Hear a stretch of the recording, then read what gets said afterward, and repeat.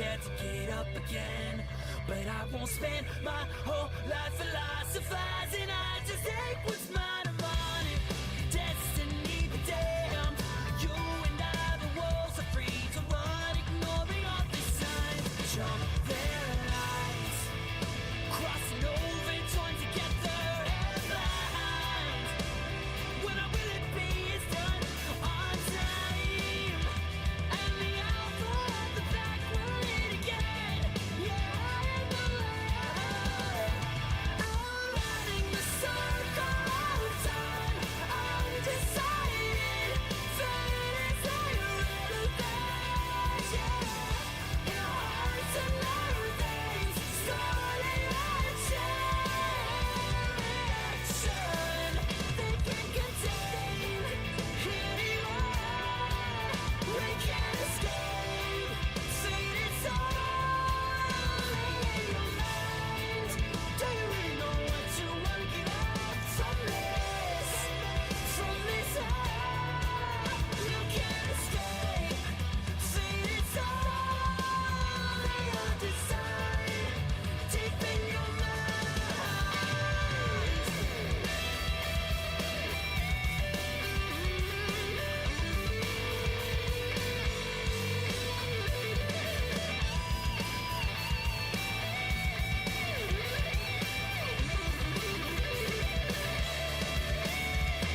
Running the circle of time. I'm decided, fate is irrelevant. Yeah, in our hearts and our veins, starting action. They can't contain action.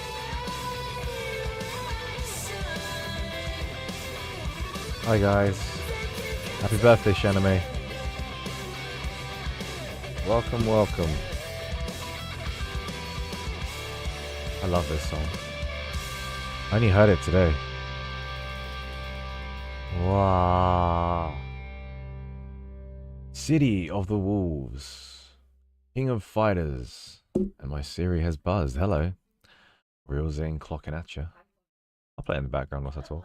You guys okay? You guys alright? Hello? Can you hear me? What? I think you can hear me. How's everybody doing? Happy Wednesdays! Happy Wednesdays. We've got a lot to talk about. Obviously, I wasn't able to do a weekend stream. I'm so sorry. But I have been showing up on Discord. I've been screaming my lungs out, and let me turn this down a little bit. Been screaming my lungs out on the Discord, not really participating in the conversations. Everyone's like, "Hey, how you doing? How's life?" And there I am in the background, like, like, no. So we're gonna do a little bit more of that today.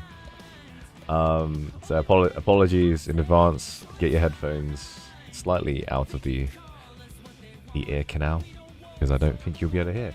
But if you've been following my Instagram, I went to this shop, and I don't really know how to describe this shop other than it's kind of like a gacha shop for like figurines. So you don't really know what you're going to get in the box, you know, unless you open up the whole set, right? And you got to buy the whole set. Is it still too loud? My goodness. It's so low on the decibels. It's at like 40 decibels and I'm at like 10. But anyway, I went to this shop. This gacha shop was really cool, and normally you need to open it up before you know what you get. Always tough shit, right?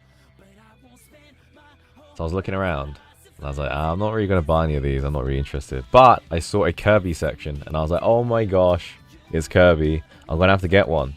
But at the front, it shows the Kirby. I was like, hang on a second, this is kind of weird. Isn't this meant to be gacha? And this was the only one in the store where for some reason they opened up the set box already, so I could just look, right? Look at the top initial box. I was like, oh shit. And I noticed it definitely was a gacha. Because in a set, there was loads and loads and loads of like the common ones. Like this one, or like DDD. You could get these free quite easily. But these other ones were really rare. Like this fat one, this one, they're all very rare. So I was like, ah, damn, that sucks. And I literally looked through all the boxes on the top. There was 8 of them, but there were 5 rows, so there was 40 in total that it could have been. None of them were the ones that I wanted. I wanted the sleepy one. This one. And I wanted the fat one. And I wanted this star one. So I literally went up to the guy, and I was like, hey man, I'm a huge Kirby fan. I'm a fan of yours as well if you do this for me. And he was like, hey, what do you want? And I was like, can you open up the rest of the boxes so I can see what's inside? And he was like, yeah man, that's fine, that's cool. I was like, what the fuck? I was like, isn't this like a gacha shop? Like, why you let me do that? And he was just like, yeah. So he literally opened up the rest of the boxes, like underneath, at the back. And I got the rare ones. So I got the fat Kirby too. It's so cute. Look at it.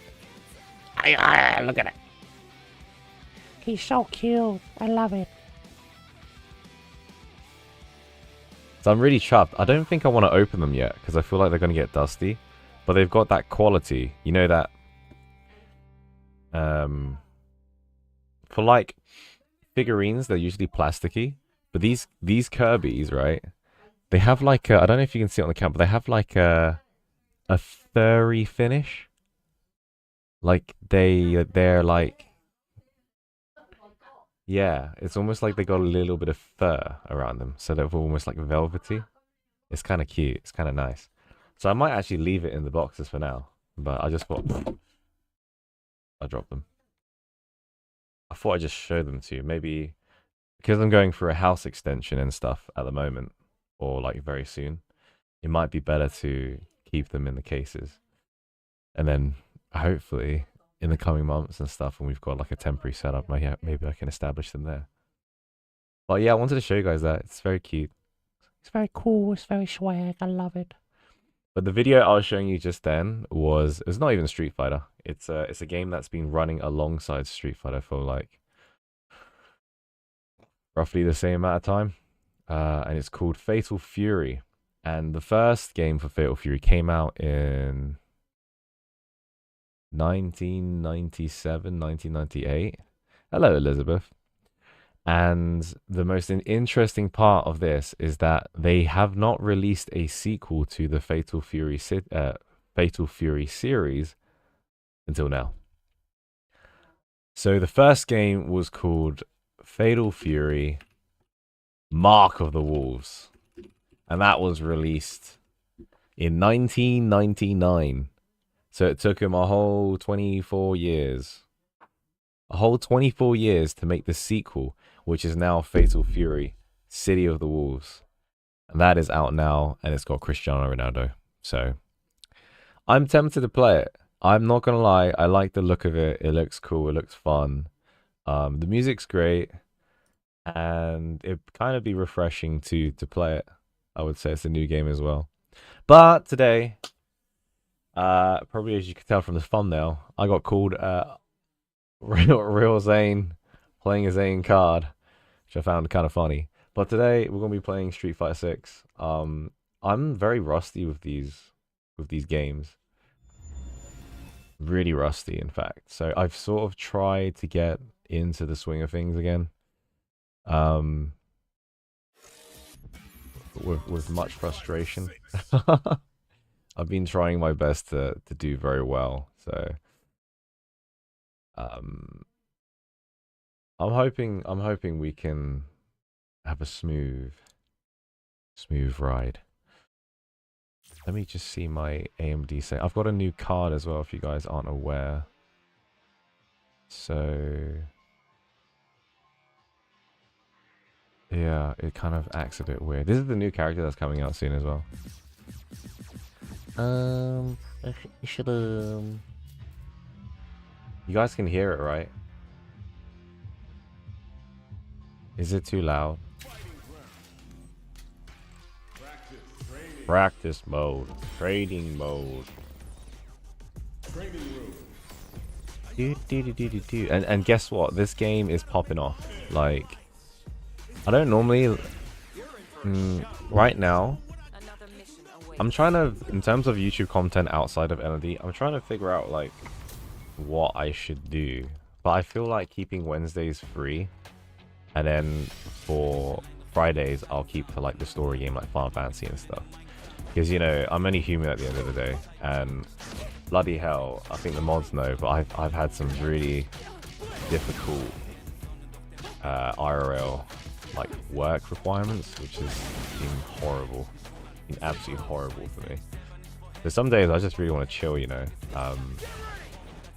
and sometimes I can't do that like by myself, so I have to do it on stream with you guys. So I hope you don't mind. I really enjoy this game. This game's really sick.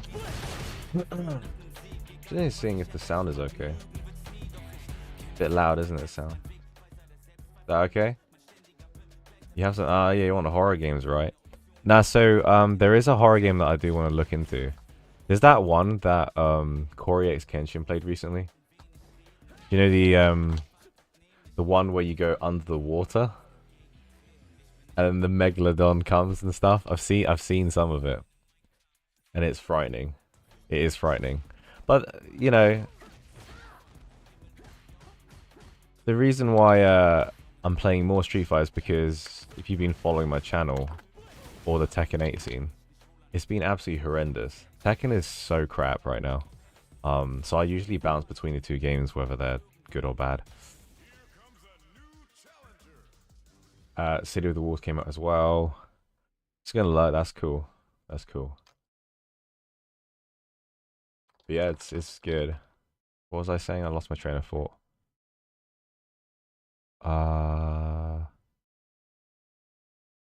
lost my train of thought. Wow. Incredible. Wow, this guy's on a 5-win streak with Nicolas Cage. Damn, he's a strong opponent. Alright. Let's see how good he is.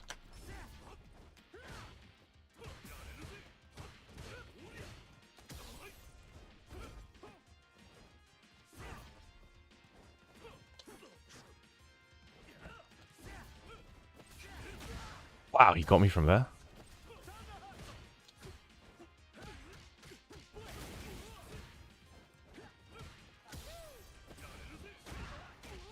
Got him.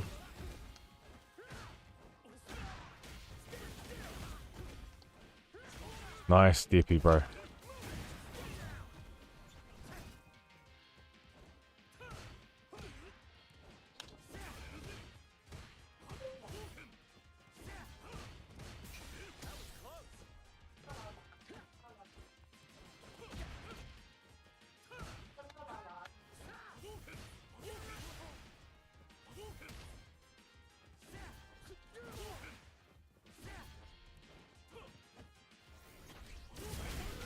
Nice, okay. Woo!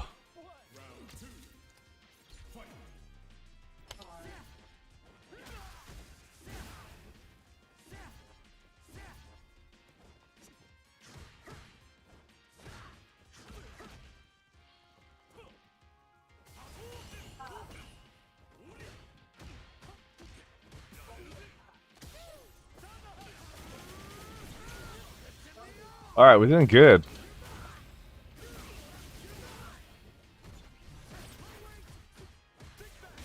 Nice.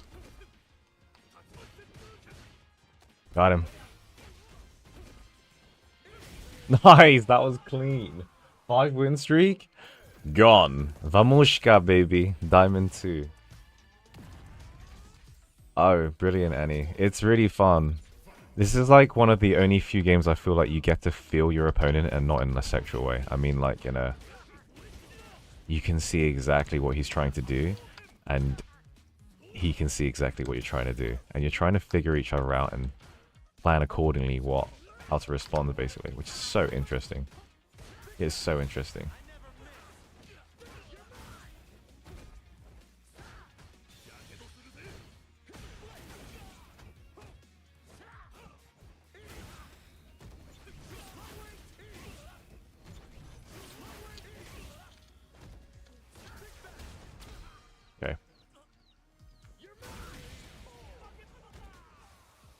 Cabin Factory. What the hell's that? I actually have too many games to play, to be quite honest. It's why like I don't want to do too many story games at once, because otherwise I'll just end up getting confused. And also, we will be playing Claire Obscure Expedition 33. We will be playing it.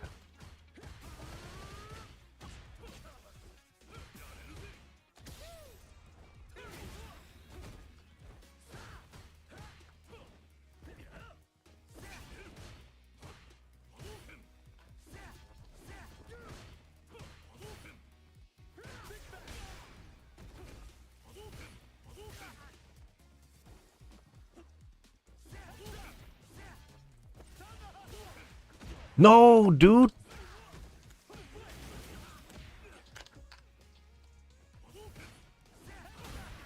Oh shit, dude.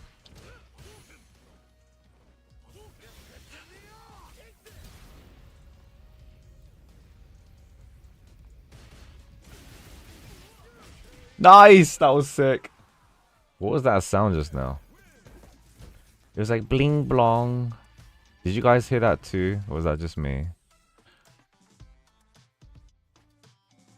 I heard something.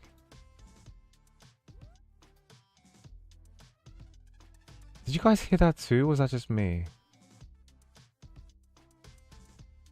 Yeah, Claire Obscure. Why? I don't know the... Is it bad?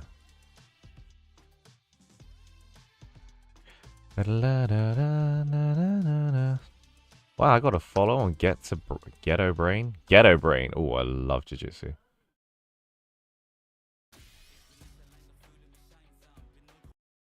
Gosh, aren't you bossy today? Huh?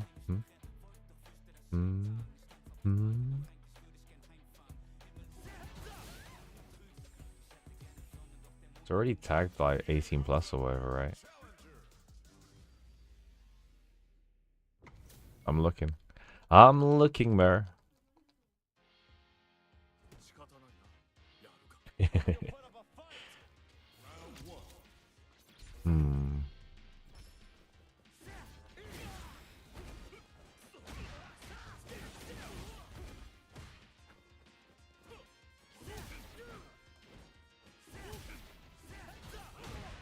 I should never throw that out. It's such a bad move, honestly.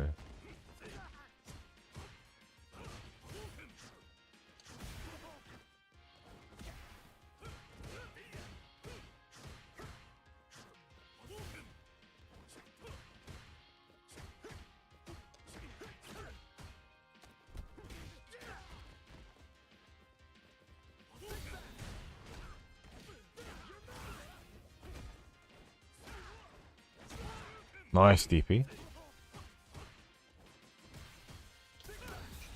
Nice freaking drive cancel. That was sick. That was actually really cool.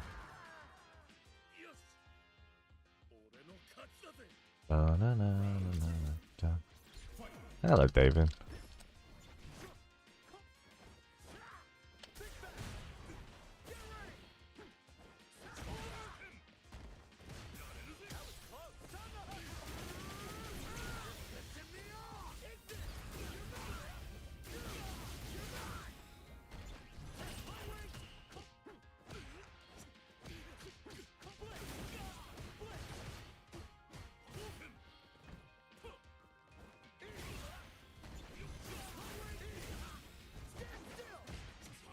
Damn! I missed.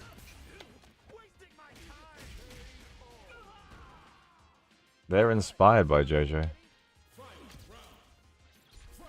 Well, a lot of them are anyway.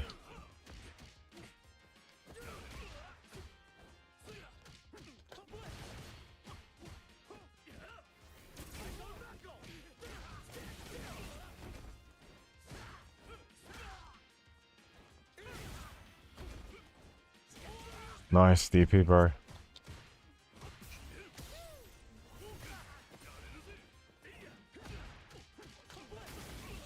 No, I dropped the combo, you little shit. Oh, he's dead anyway. Okay. Yeah. How do other streamers deal with it? Don't they just play it? You know. I can't imagine every Twitch streamer who streams it like has those warnings, but it is it definitely should be done. I'm just wondering how everyone else does it.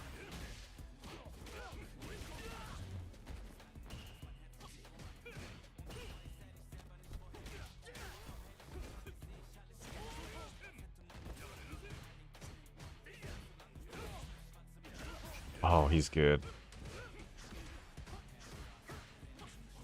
Okay, buddy.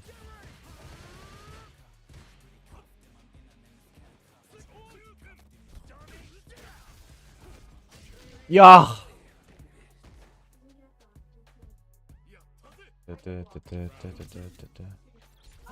Oh, he didn't. Don't be sensitive. It's fine. Or if I'm being not insensitive. I'm only joking.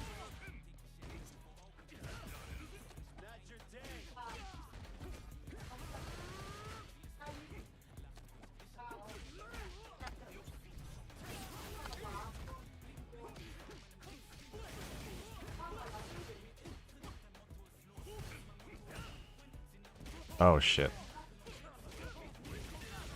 Oh shit. He messed. No, he didn't mess up.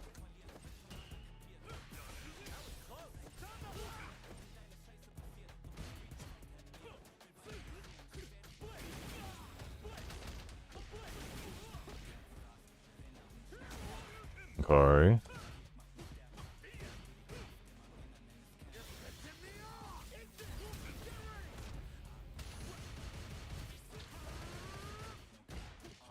No way. Yes way.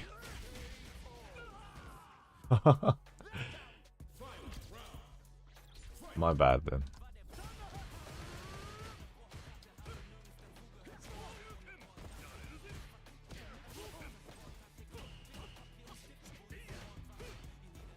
It's hard to multitask when you play fighting games, so my wording can't be the best at times.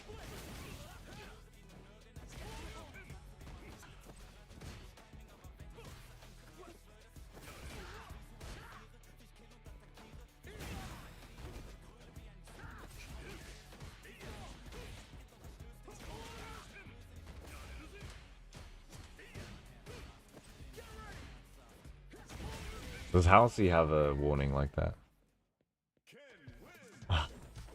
Don't worry. Chill. It's okay. It's okay.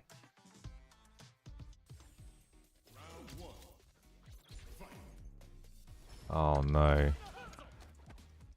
I think Mer can relate to the children stuff. It's quite tiring having kiddies, isn't it? David. Wow, this guy's mixing me up like crazy.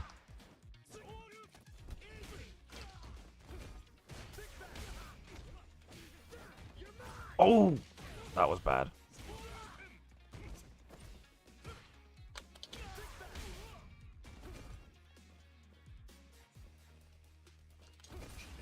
I pressed my button. And it didn't get pressed. Nice one. Oh, he was good. He was good.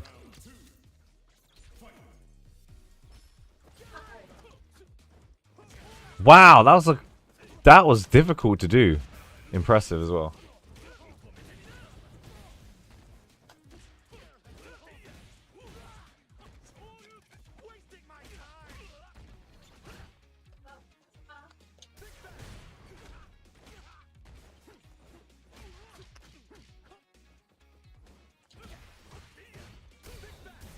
You kidding me? He can recover from that?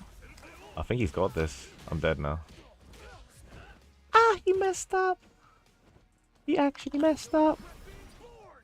Oh my gosh, I wasn't close enough. That was crazy.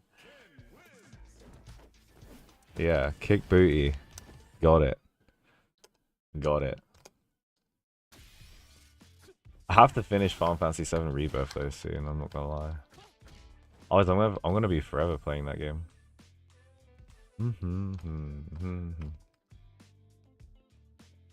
Dude. But you know, even Tyler 1's playing this game now. I don't know why. But Tyler 1's playing this game, and I was like, what? Why and how? Why is he playing this game? I don't even know.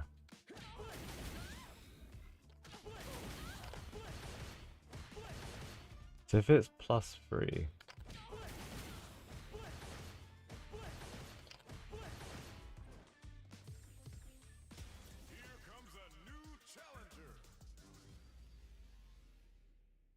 Man, FIFA third time this year. It's only been 5 months. What? Not even been 5... Has it been 5 months? Yeah, I guess.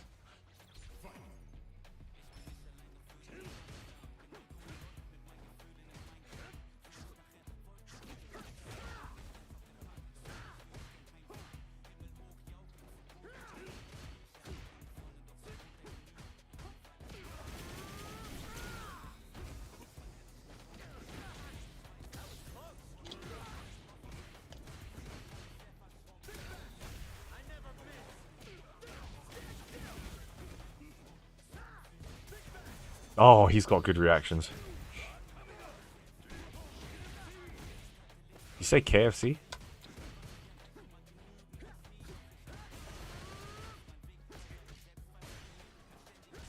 Okay, good one.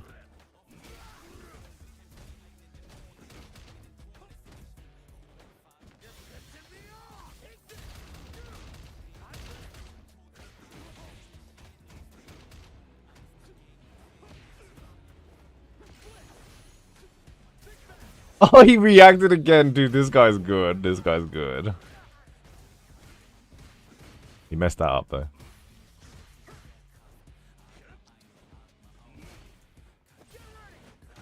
Oh, he's solid. I never said there's a bathhouse. I'm not sure. I don't know if there is in Rebirth, but there wasn't in Remake.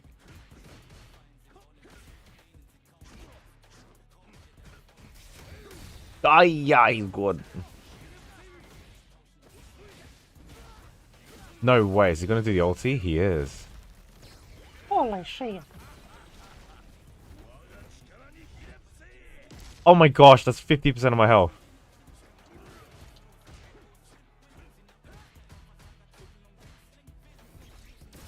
No way.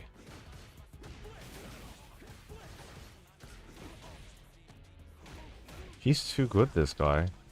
His fundamentals is really good.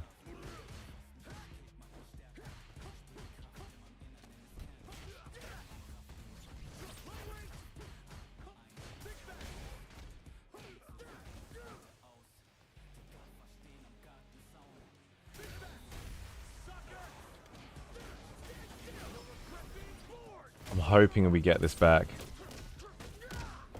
I'm hoping we get this back. So the goal here is not to be king. The goal here is to be master, okay? Master. We want to be a master.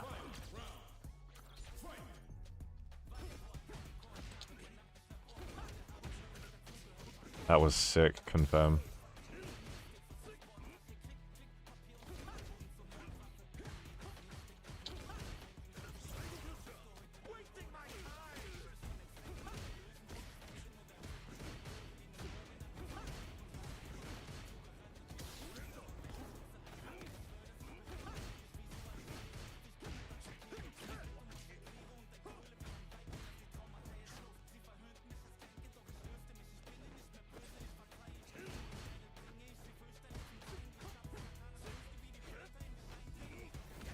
Nice.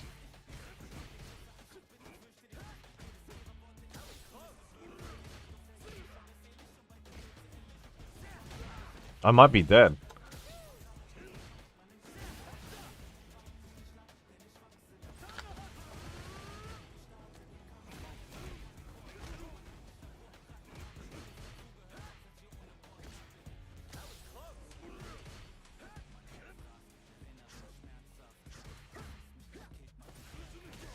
Oh!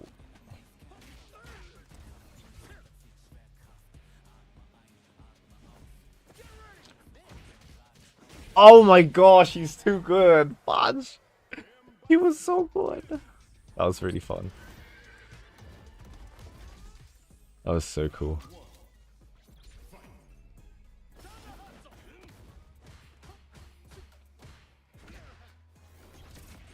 No way, dude.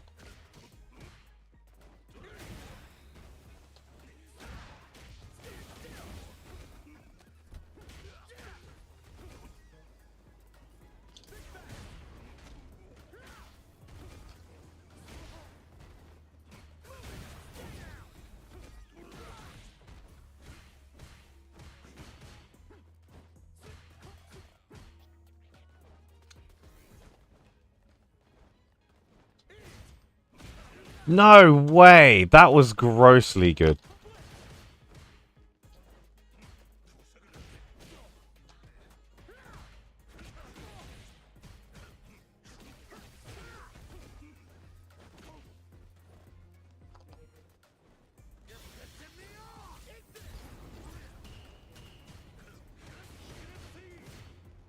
Nice. Not your day. Alright, we can bring this back. We can bring it back.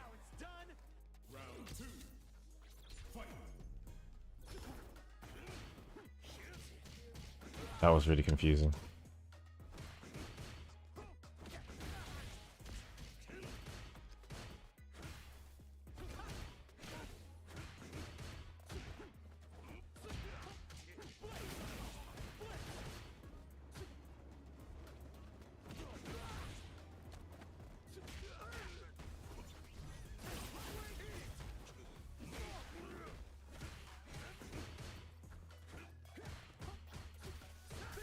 No, I knew he'd be on it.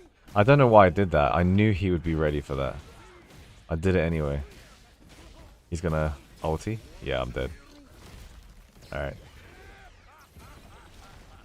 See what I mean? Like, fighting games are beautiful because he's figuring me out. And now I need to think of like of another plan to do something. Captain Dana, you are very good, my boy. Very good.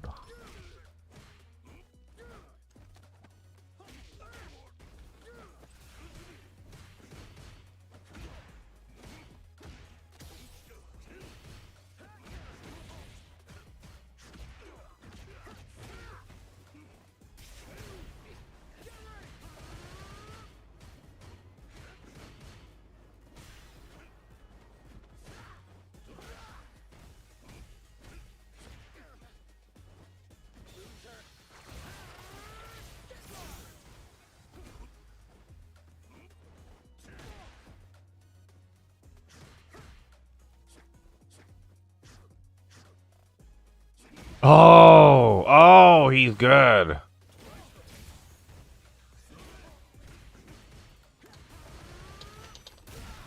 What? I had a mine, I exploded? That was crazy.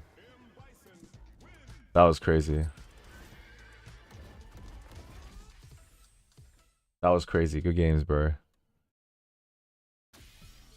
What I was saying? So yeah, well, I'm hoping we can play some Claire Obscure. And I'll definitely be interested in going through that. I think it'll be pretty easy to go through as well. And then straight after, I think we'll go maybe potentially the Baldur's Gate. But it's such a mammoth of a game.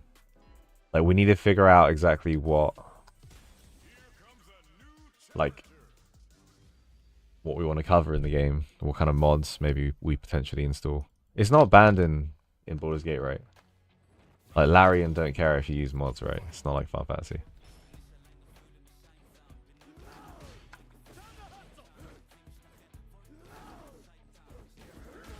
Okay. Wow, this guy's very confusing.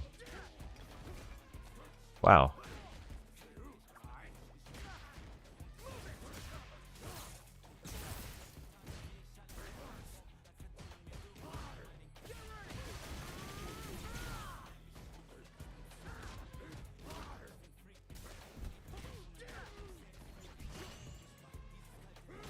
Whoa.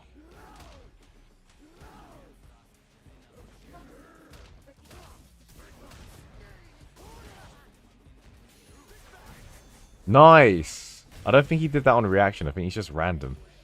But that was nice.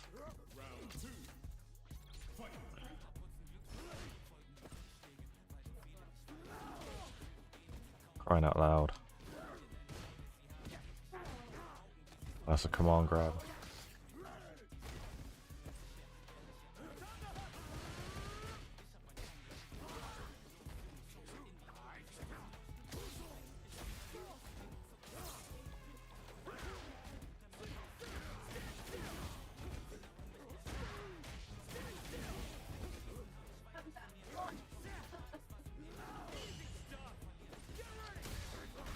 I can't believe that happened. What? I can't believe that happened. I perfect parried and he still countered it. That was crazy.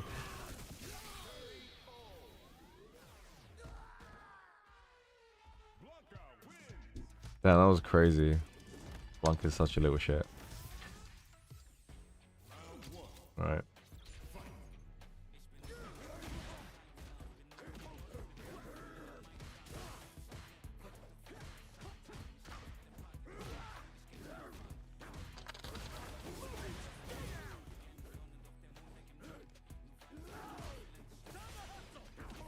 I can't believe it. I don't know why, but his hitbox is really weird.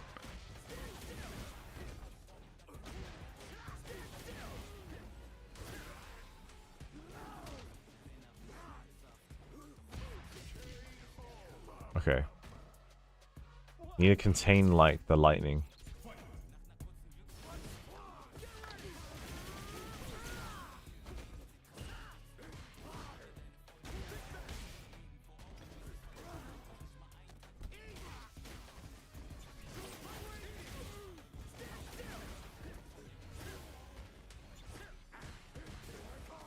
Come on, grab. Okay.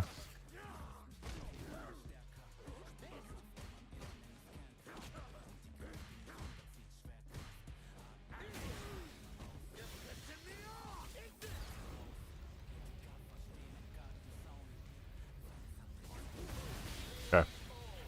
Oh, I had to really concentrate there because he's so random, this guy. I was like, what do I need to do against this guy?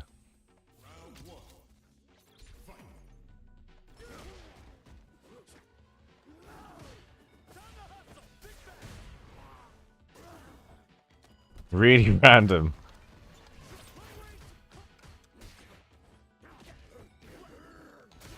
Really random. What the frick is he doing?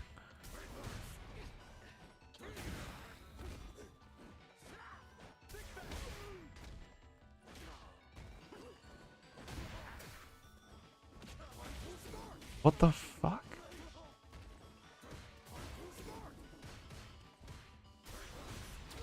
Wow. Oh, he should be dead.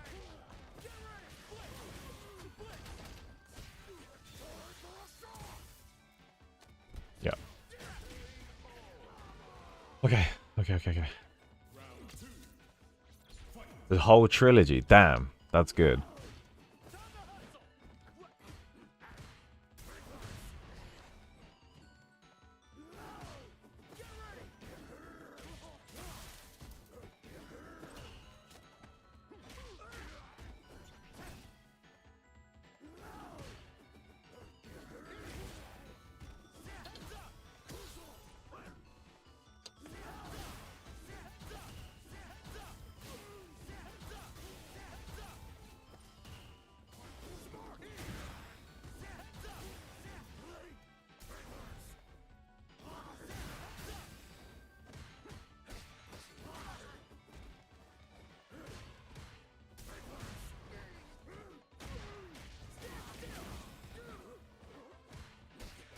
I can't believe I dropped that combo there. He should have died. Ah, yeah. I need to be more careful when I play. Like, the execution is off, you know? Execution is off.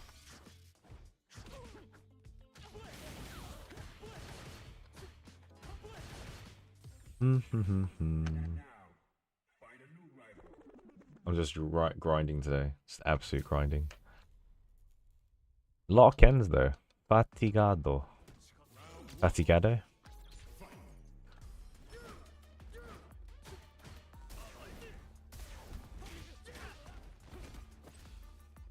Let's see if he jumps.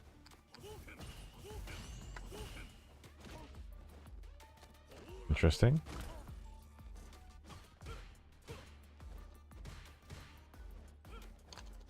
No way that didn't work, bro.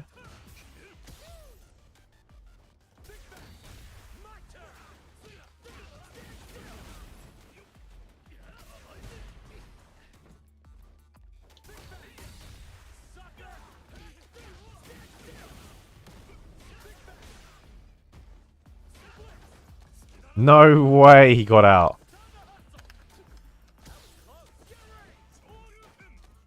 Are you serious? I can't believe I've messed up every combo.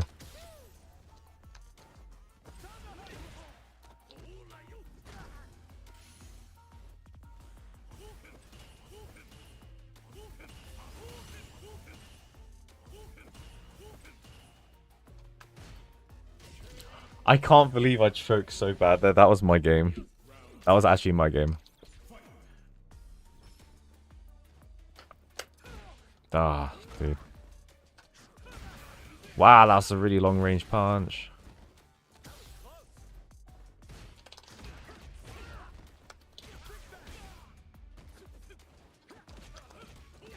How did that work?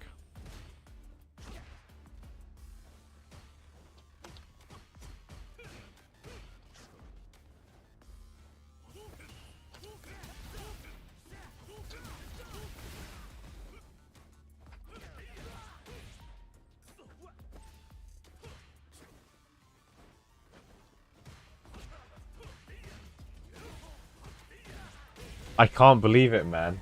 I actually got outdone by myself. Ah, I can't believe it. I got outdone by myself. That's when I get tilted. I don't really get tilted if the enemy's playing good. But when you play like shit, it just feels horrible. That was terrible.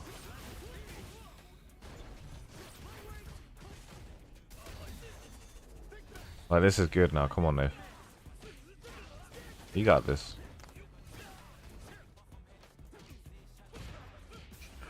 It's just unbelievable. Like that.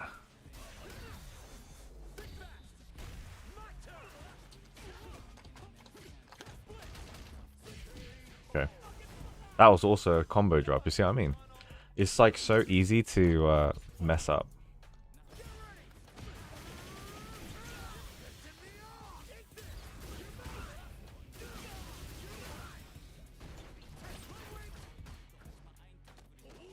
Empty jump, okay.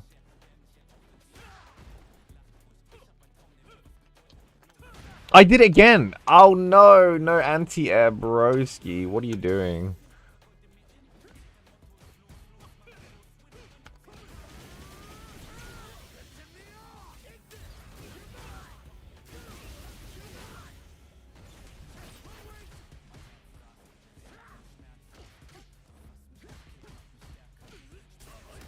Oh, fudge, I'm dead. I think I'm dead. Oh no, he messed up. Wow.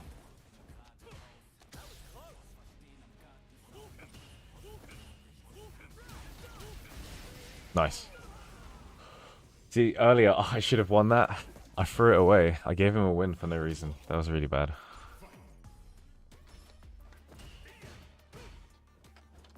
There we go.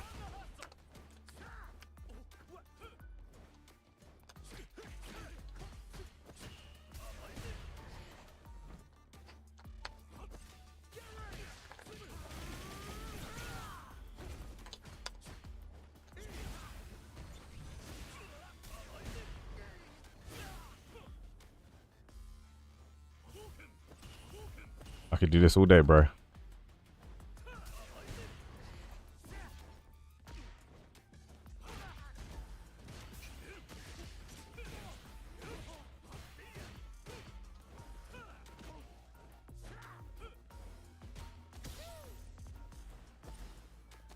No way.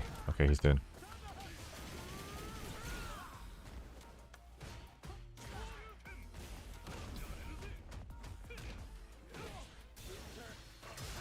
Nice. That was crazy. I was very close to losing that. Damn.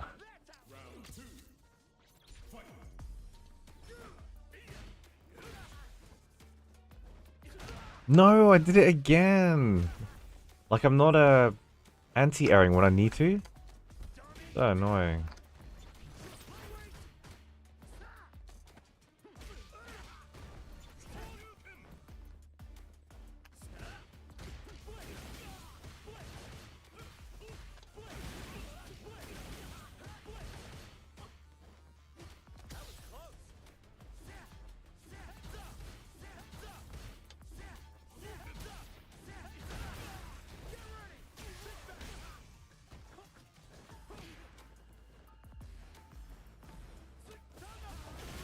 Nice.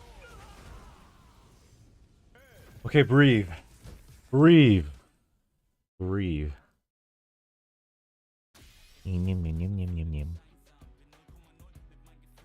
There's some people as well that I've oh damn. Good bot.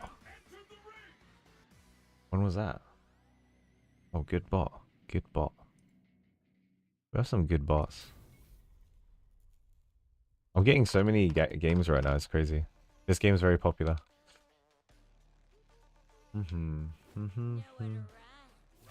Oh, damn.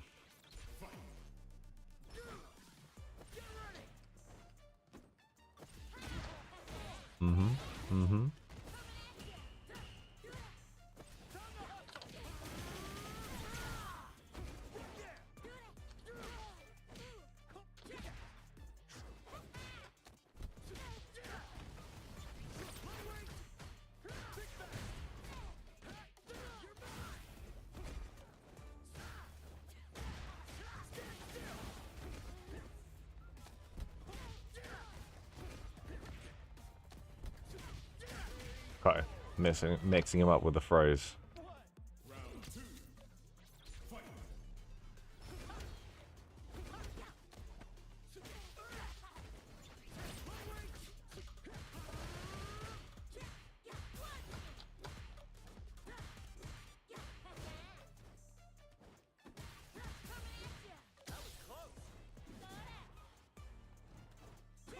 I didn't anti-air again. My anti-airs are so bad today. Why are they not working as I want them to? There we go. Well done. I didn't... the combo. I could have killed you. Oh, you're dead.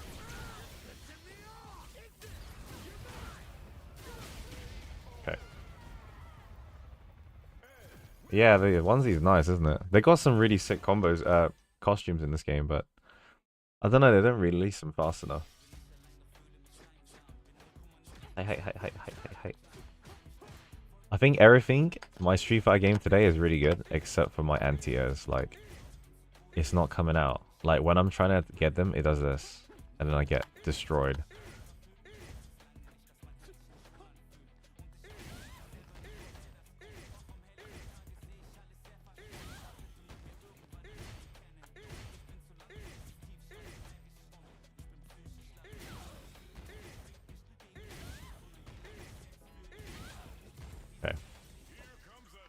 Should be alright. Should be alright. Hey. The season 3 is just right around the corner, so.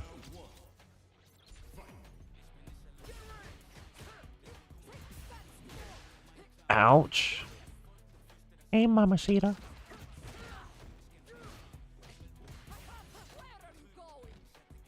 Ouch.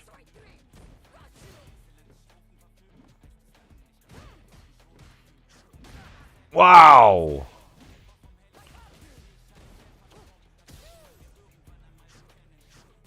Oh my gosh! Sweetie! She's strong. Wow.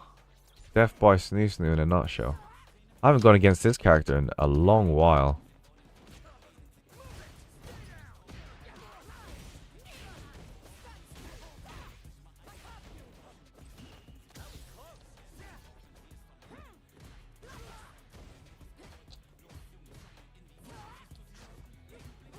I'm actually stuck in the corner.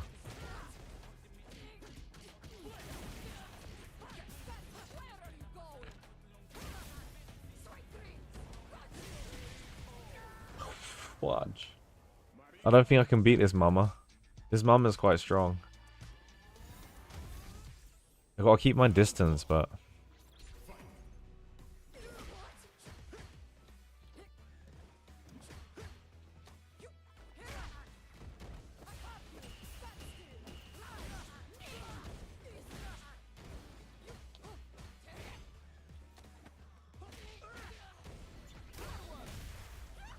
Damn, it's so annoying I didn't charge it fast enough.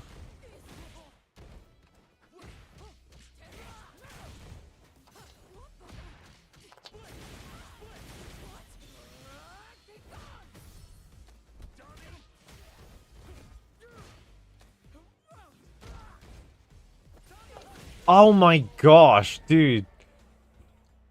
Aya, aya, aya.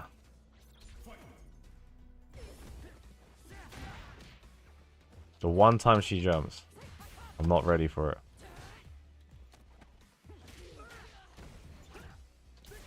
I can't believe it. He's picking all the right options. All the right options.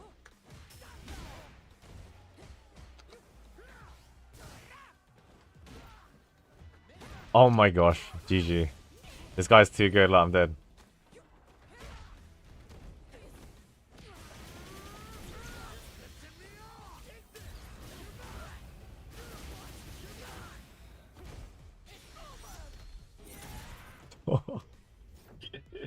This guy wrecked me. This guy literally... I don't even think I was even close to beating this one. Holy moly. I couldn't figure this character out, or the player, I don't know which one.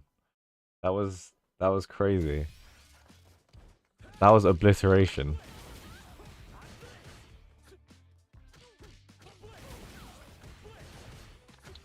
How was your day, Mari? How was everybody's day?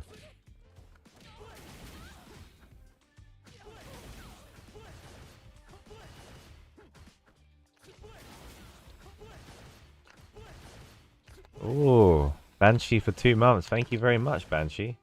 Oh my gosh, why does it make that noise? I need to change that.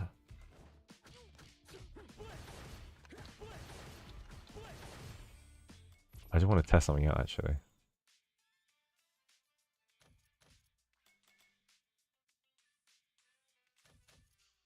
Lock.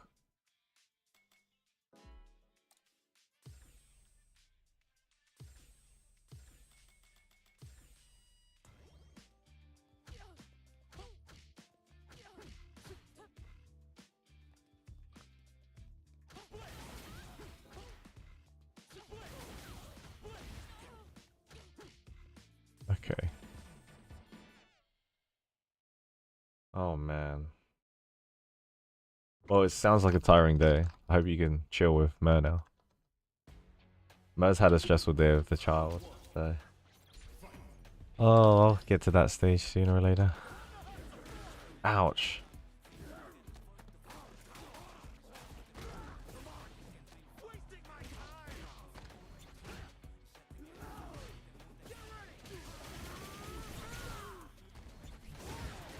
Okay.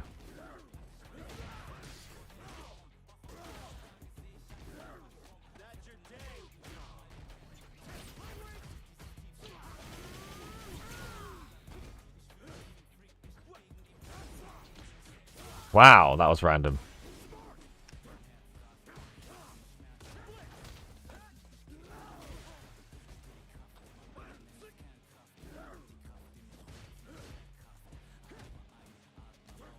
Wow, he went straight for the grab. Okay. Okay.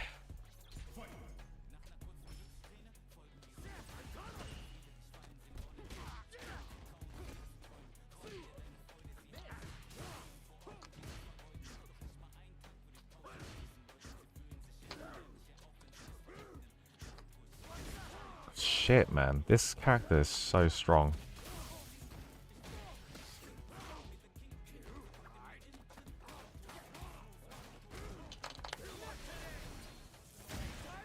Just had to go for it.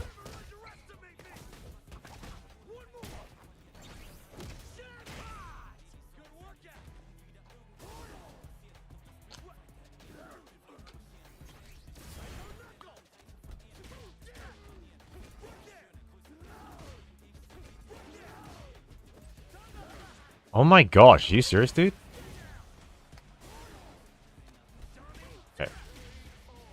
This has been good, but the weather is too hot. Whereabouts are you based? I feel like if you either go west, it's too hot, and if you go east, it's too hot. And then in Europe, it's just... Europe is just, like, cold. That's what it seems to be the case, anyway.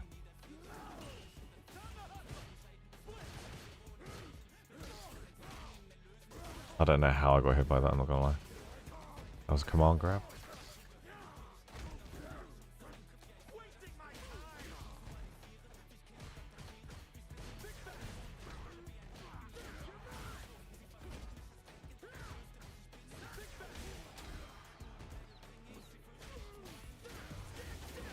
Yes, I got the freaking combo, thank you. 25 degrees, I love that weather. 25 is a sweet spot, I think. Like, neither too hot, too cold, and it's nice when you feel the breeze. Any more than that, and it's like, ah! That was crazy, I jumped back into it. You joking me?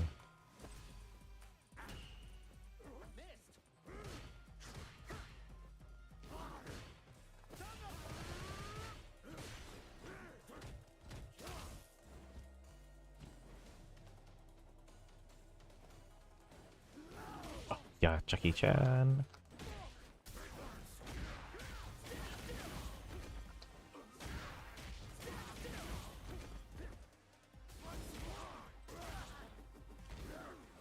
I'm dead. Nice call out. Yes, come on, grab, so he jumped. That's good. Ireland. Oh. That's not too far away from me. I'm in England. Is it true that the Guinness is better in Ireland? Oh.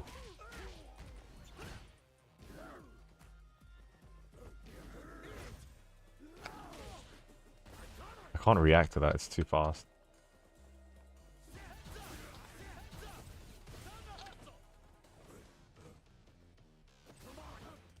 Wow. That was so fast.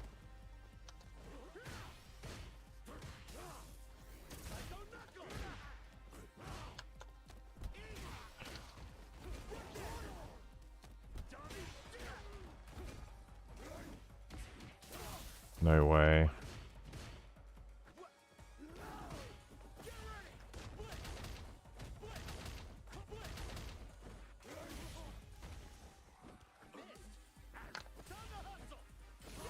Oh my gosh, dude. He's like good at camping. This guy's so good at camping. Except Coca-Cola. I heard Mexican Coca-Cola is like the best.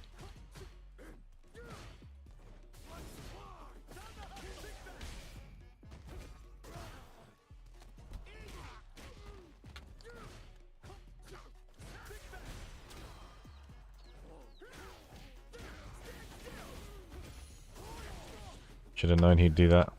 Considering he ran out and then I gave it straight back to him.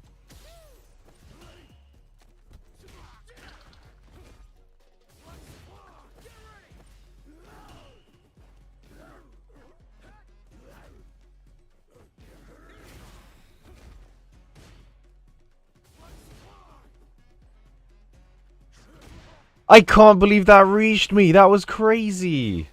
How did that reach me?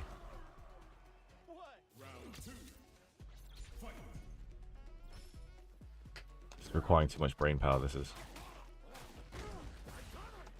Oh!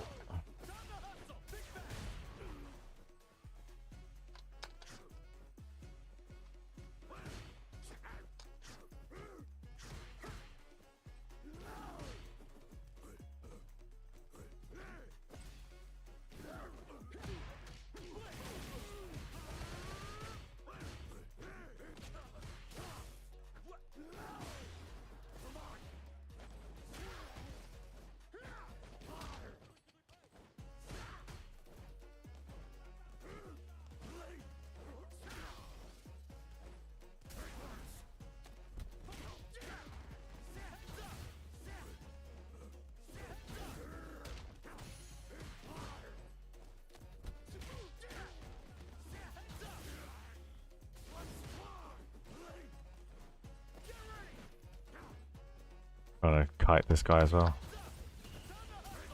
Oh no! Is this it? Okay, he's gonna do a lot of damage, but I'm alright, I think.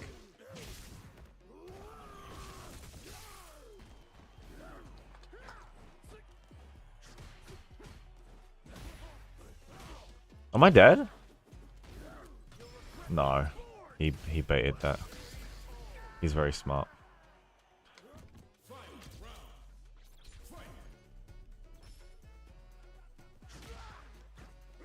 Why is that so long? What? His attacks are longer than mine.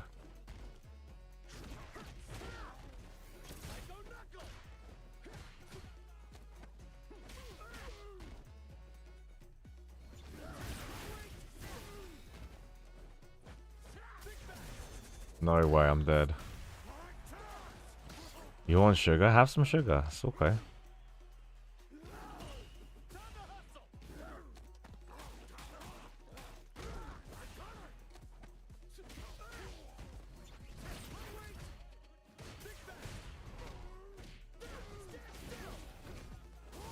He does that every time, and I don't know why I fall for it every time. Yeah.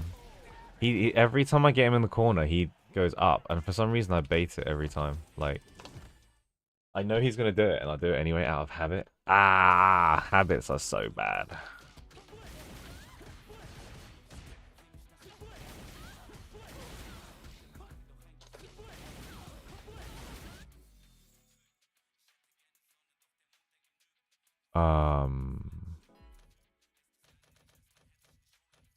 I needed this one.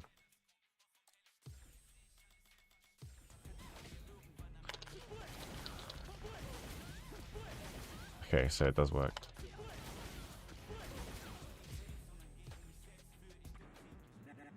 Oh, I got my protein shake to drink as well. Oh man.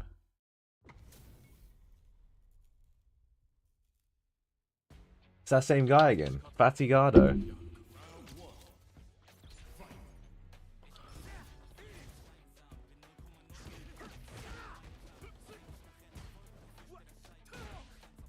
Yeah, he does empty jumps a lot.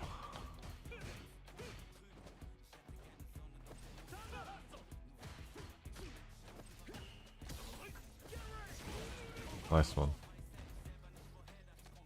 Yeah, empty jumps. He loves the empty jumps.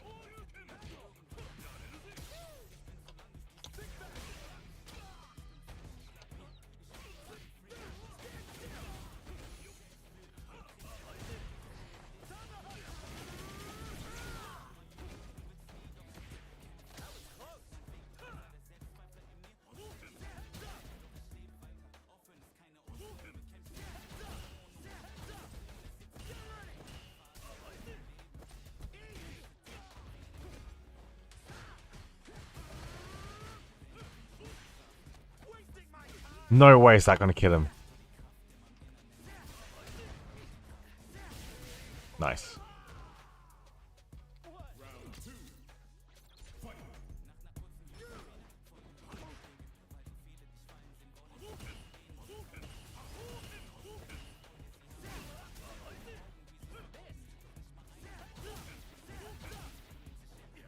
I did it again, not doing the anti-air, just so annoying.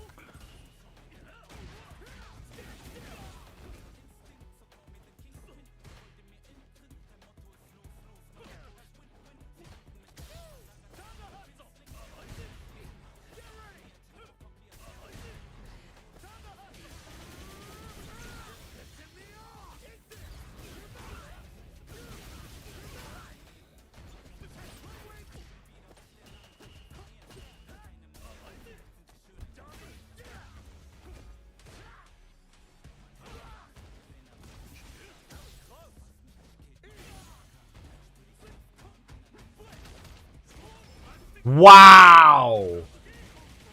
That was kind of sick.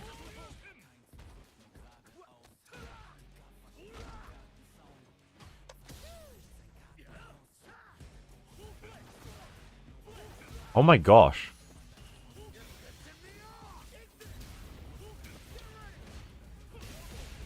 Oh, we both killed each other. That was sick.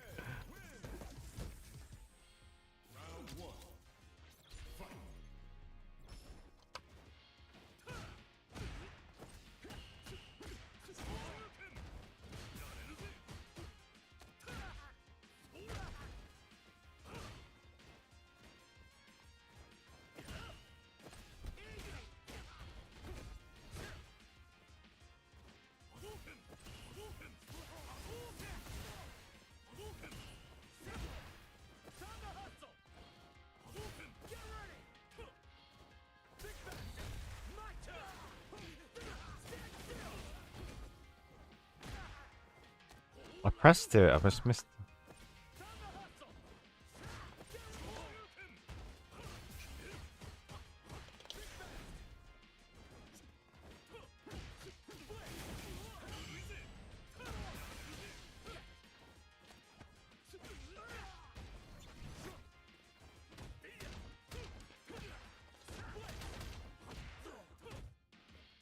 Ah, dude, that was sad. That was so sad.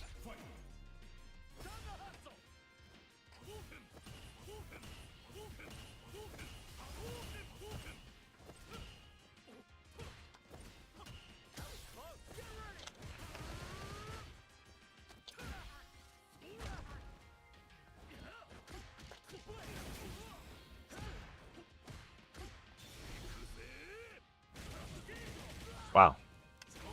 Wow.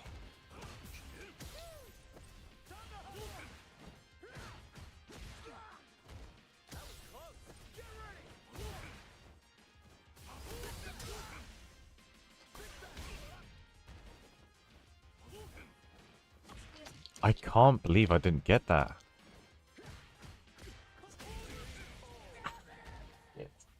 I really effed up, guys. This one I was not concentrating. Ah, he's just making me like come to him when I should have been making. Shouldn't be that hard, honestly.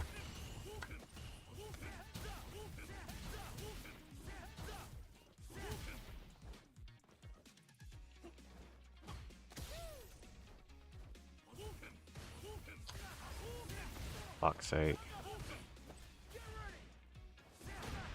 That is such a long range kick, it's kind of crazy how long that is.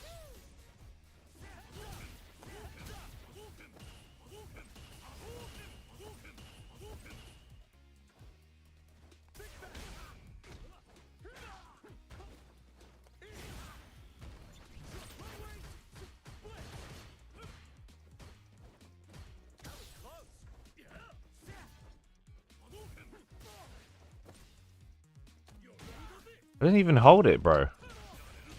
Dead. Itadaki.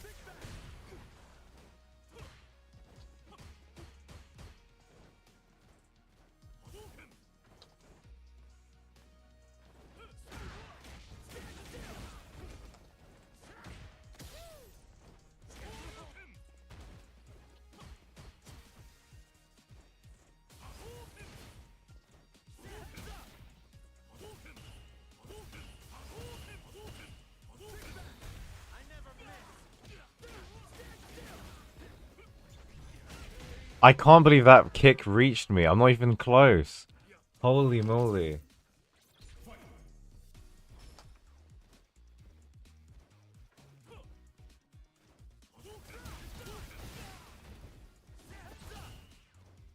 You gonna play it like that? Fine, I'll chase around. Let's go.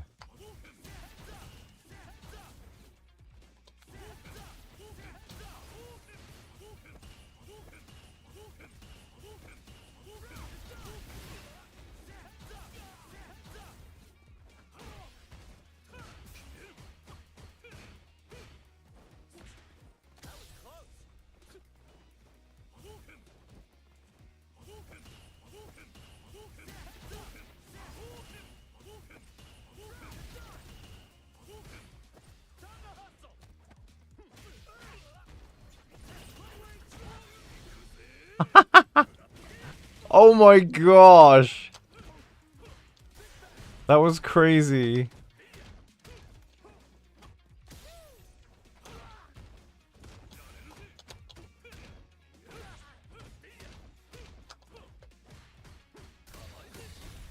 I'm dead. GG. It's too good for me.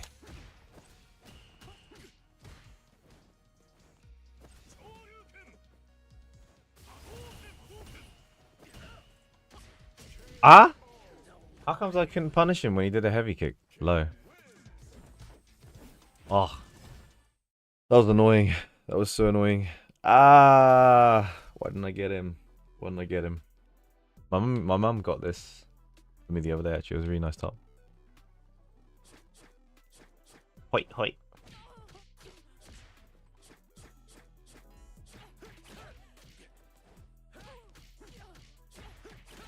So annoying to beat these guys sometimes.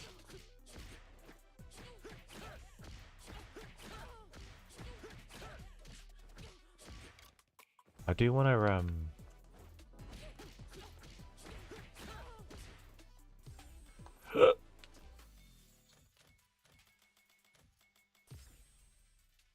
I want to pause it for now. How much progress have I made today? Oh. Let me go to the main menu. Only it's almost 8, damn. It's almost 8. That's crazy.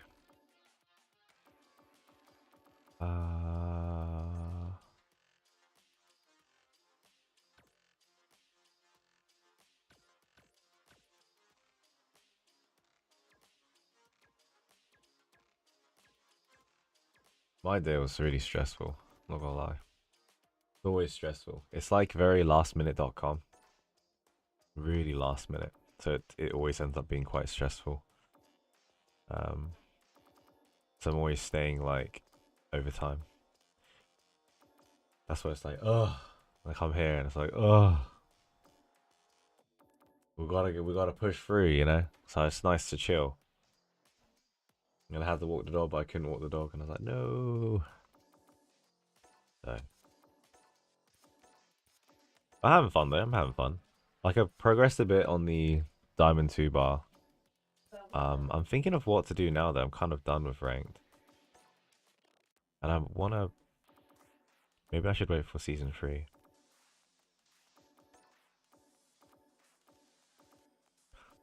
Like Wednesdays is like daily days for me. You know what I mean?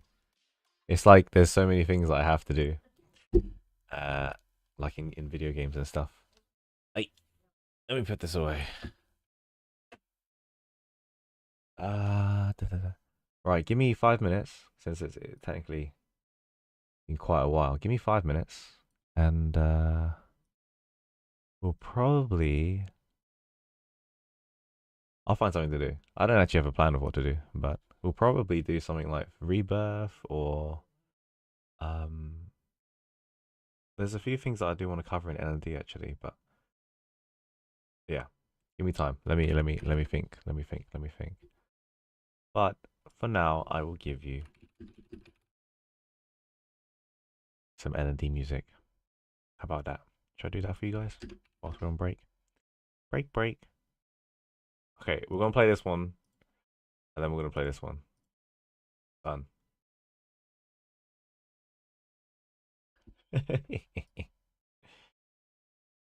Before fading to dust, some long for eternal sleep, as eulogy chanted by stars. Into that serenity, their lost time forever buried. She rambled 1,000 times, 1,000,000 miles, searching for light. Free from the rule of death, now seems so dull. Time goes by, but memories rewind. There she prays again, back when things began. Where to go? Where they meet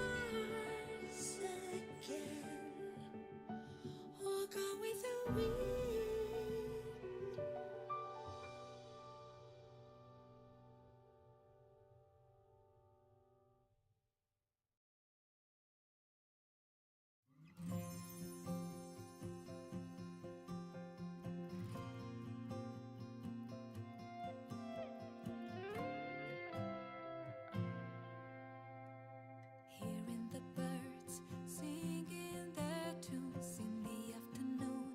Sky so bright and blue. Everything feels fresh and new. And then I saw you standing there just beneath the boom. Don't know what I pursue. Hoping you would feel it too. Come and take my hand now. Let's figure it out. Feelings growing stronger every single day. I hope you guys are ready for some anecdotes. Like a flower reaching high to the sky. Oh, springtime. We're walking through the sunshine. Just take your time. My heart opens up inside. It's just like a flower opens wide.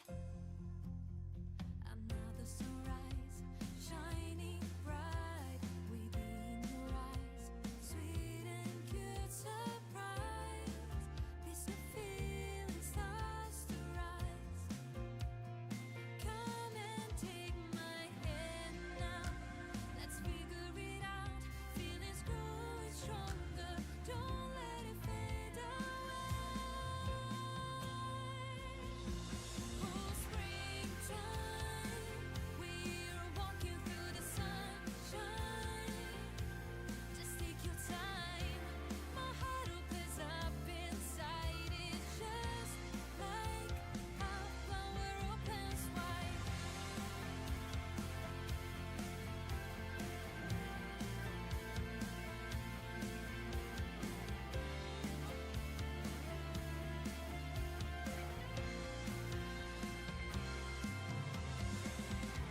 Feeling so alive with you by my side. Let our feelings guide springtime. Letting go of pain, washing in the rain, starting fresh again and again. You and I side by side. Springtime, just a love we hope to find, and I will always keep you in my mind. Next time, we're gonna shower in the moonlight. There's nothing we need to hide. My heart opens up inside. Oh, springtime. We're gonna walk in through the sunshine. You are the only one. My heart opens up inside. It's just like a flower opens wide. Feeling so alive with you by my side. Let our feelings guide just like a flower opens wide. Forever buried, she rambled 1,000 times, a million miles searching for light, free from the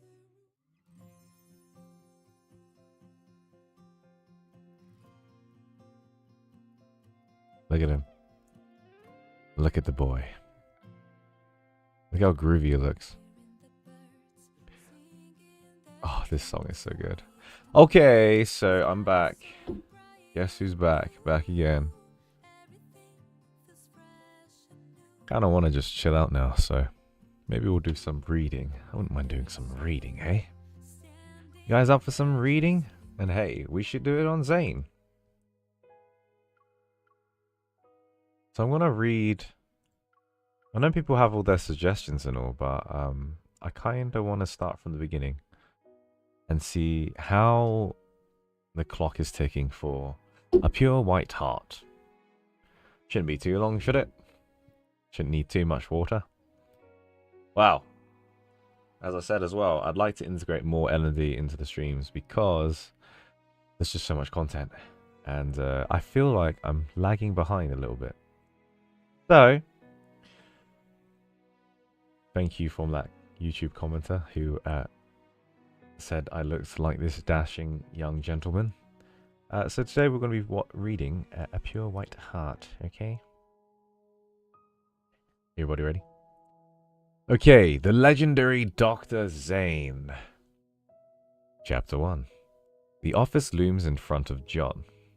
To say he's nervous is an understatement.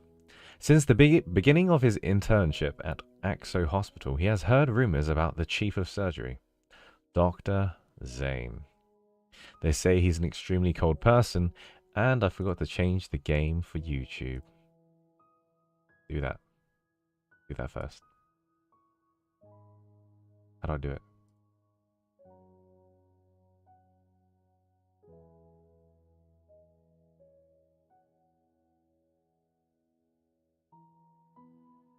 I wanna learn how to do this. I wanna learn how to do this. Wait.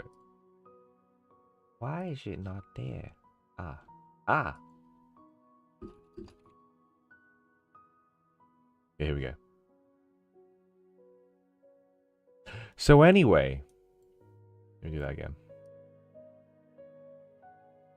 So anyway, there we go. There's a chat. They say he's an extremely cold person. He never talks to interns unless it's about work. And if he finds out you made a mistake, he rips you an entire new one. On top of that, he never socializes with his colleagues outside of work. He lives at his office and he doesn't have any friends. All he does is work, functioning like a surgical machine without a sliver of humanity. They also say Zayne knows the best ways to get to your heart. Literally. He's the best cardiac surgeon in Lincoln City, and even more so in the medical field. That's why, despite being terrified of him, interns all hope to learn from him. John is one such intern. The moment he realized he was assigned to the division of cardiac surgery this week, he was so excited and nervous that he couldn't sleep for the past 2 days. He stands now, with 2 dark circles under his eyes outside the office door. Opening the door, John is greeted by the sight of a spacious, neat office. Zayne is eating his lunch at his desk, completely unperturbed. And other than eating, he occasionally pushes up his gold-rimmed glasses. Zayne's got gold glasses? Zayne turns his head when John walks over. The mere movement fills John with excitement. Hello, Dr. Zayne. I'm an intern at the Division of Cardiac Surgery this week. I'm John. As he stumbles through the first few sentences, he realizes Zayne looked at his computer, not him. John speaks faster. His name, school, major, and how long he had been at previous division. Dr. Zayne would want him to condense everything within 1 minute. Zayne says nothing, and by the time John is done, he finishes his meal. Everything he does is calculated, quick. Zayne puts the chopsticks in the box, closes the lid, and puts everything in the trash after cleaning his desk. And then he wipes down his hands with a wipe and uses a hand sanitizer. Picking up his access card and leaving his office, Zayne finally speaks to John. The next surgery will involve cardiopulmonary bypass. Observe. Speak up. If you have any questions. Speak up if you have any questions. Right. The operating room is quiet. And under the light, the patient's chest cavity is already open. Intubate. Aorta, superior and inferior vena cava. Zayne oversees the progress, guiding the first and second surgeon's assistants for the upcoming tasks. Cardiopulmonary bypass. Administer the cardioplegia. The blood pumps steadily through the heart-lung machine, and within moments the exposed heart stops bleeding. Beating? Stops beating. Alright, let me do it. Zayne takes over the first assistant's work once everything is stable. John stands the furthest away. He strains to see what Zayne is doing, but he can't see anything. John is a little annoyed. He imagines it would be great if he could be Zayne's surgical assistant. Not only could he witness the operations process up close, but he could also get Zayne's guidance. But if he isn't good enough, he'll be reprimanded. John pales at the thought of being scolded by the doctor. The surgery is extraordinarily long. Standing in silence for a while is tiring for everyone except Zayne and the first assistant, Grayson. It's Grayson who breaks the silence. What did you do in the operating room before, John? Startled, John knows the most stressful moment for all interns is upon him. Being asked the question by someone higher in the hospital hierarchy. I worked with Dr. Lewis Hipatobiliary and pulled the hooks during surgery. Grayson smells. Dr. Lewis, huh? He's a great teacher. He invited us to his place for cow dung hot pot after an operation once. John has tried it before. Cow dung hot pot? That's the one where they mix a cow's half-digested stomach contents and bile, right? The nurse shudders. Half-digested food? Bile? Is that even edible? And isn't bile bitter? The moment Grayson opens his mouth, words just stream out like a fountain. It's only a little bitter. It's quite nice when you eat it hot. Dr. Lewis didn't even have any, though, because he was called back to the hospital. Something about a student losing something in the lab. When the conversation became more and more lively, Zayne suddenly speaks. Maybe they lost the gallbladder. Grayson's smile stiffens. Everyone straightens their posture. Their expressions more serious than the ones they'd have if they were yelled at. John can't decide if Zayne is joining in on the fun or reminding everyone that they're working. All he knows is that his stomach is churning, and he can't help but think. This expert heart surgeon is truly terrifying.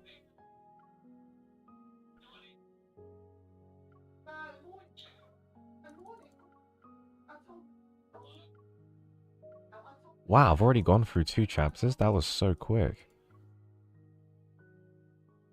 Yeah. I think he was trying to be funny, but everyone just stiffened up. Chapter 3. Scarier than a demon.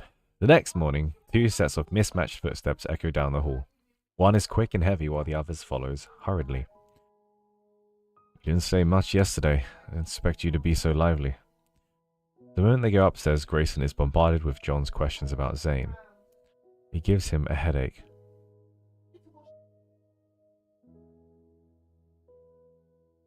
Who's talking in this context? I don't know how to read this. Well, Dr. Zayne isn't here, and I'm checking patients is relatively easy. I'm not as nervous. No, that was Grayson asking John. Well, Dr. Zayne isn't here, and checking patients is relatively easy. I'm not as nervous. Is it? I'm getting confused. It's only easy because you haven't met any with particularly nasty attitudes. The kind that refuse to be treated or take their medicine? Grayson shakes his head with a pretense of maturity. You know nothing. As they speak, they arrive at the door of Ward 3. When John notices where they are, he recalls relevant information.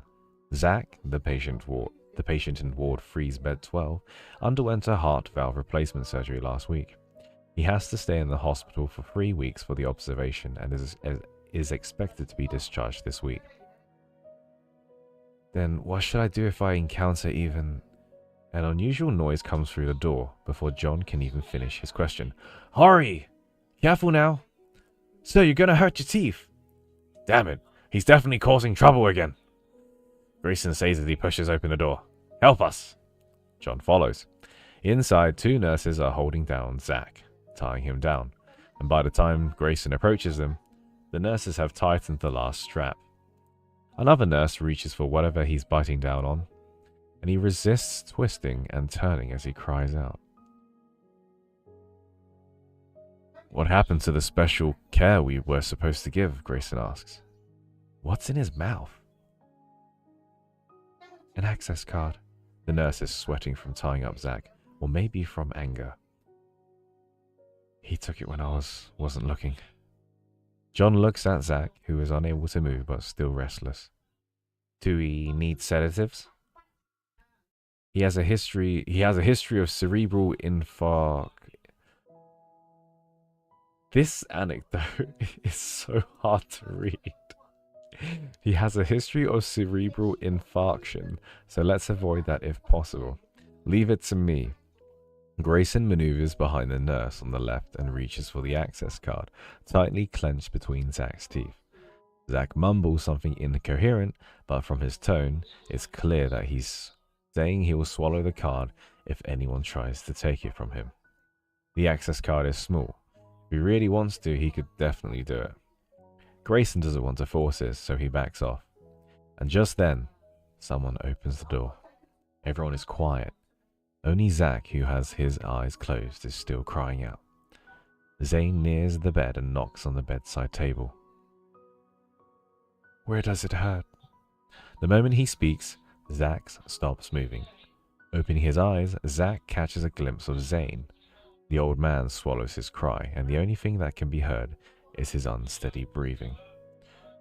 After a while, Zach tucks his chin in and looks away. Within moments, he goes from a stubborn old man to a guilty child. Zayne points at his mouth. Zach loosens his jaw. He still holds on to the access card. Spit it out. Zayne sounds calm, but everyone around him shudders at his words. Zach finally spits out the card. There's so many Z's, he quickly begins to talk. I'm so bored. No one wants to talk to me, so I fought. Zayne looks at the old man and says nothing, his eyes revealing nothing. I'll stay with you. Zach gulps, wraps himself in his duvet, and lies back down on the bed without a word. Zayne looks away from the old man and mutters something to the nurse. Then he leaves. The ward falls quiet as if the commotion earlier didn't happen at all. John tries to calm his racing heart, and a chill racks his entire body. Dr. Zayne is scary by being able to frighten even an old man. Chapter 4. Under the Sunlight. Now John learns from the nurses that the old man from Ward 3 is not the only one who listens to Zayne. All of his patients, no matter how temperamental or troublesome, become obedient and meek in front of him. And as expected of Zayne, the man said to be able to terrify anyone. Now in front of the building, the moment Grayson hears Zayne the Terrifying, he laughs so hard he's almost sent to psychiatrics. Now John instantly regrets saying those words, worried it will make its way to Zayne. He repeatedly shushes Grayson. Grayson stops laughing. When I first met Zayne, I felt the same way. He had this stay away vibe. John nods. Yes, the stay away vibe is strong. Zayne isn't that hard to get to know, Grayson says with a smile, patting John's shoulder. The sun shines on the garden. Most people sitting on the grass are wearing hospital gowns or trying to find a good spot to sit in the sun. John looks for Zach in the crowd. He heard from the other patients in Ward 3 that the old man got permission from the nurses to stretch his legs. After doing half a lap around the garden, John finally sees a familiar group of elderly people. He spots Zach sitting at a stone table, his hand lifting and lowering from time to time. He's playing chess. John's views of his opponent is obscured by the bushes. He moves to the other side, away from the bushes. The person playing chess with Zach is Zayne, who wears normal, regular clothes. John's jaw drops. According to the schedule at the hospital, it's Zayne's day off today. Zayne only takes a day off. Wow. I only just read the context of that. Zayne only takes a day or two off every month, but here he is spending his precious downtime playing chess with Zach. John doesn't approach and watches. Zach squeezes the piece in his hand, putting it down and picking it up again, and after some serious thinking, he finally makes a move. You lost. Zayne moves his rook on top of the Zach's king. I lost again. Zach scratches his head, then pats it twice. Dr. Zayne, you should go easy on an old man like me. Let's play again. We already agreed that this was the last round. Zayne packs away the pieces in a slow manner. You must keep your promise now that you lost. Go get a checkup tomorrow.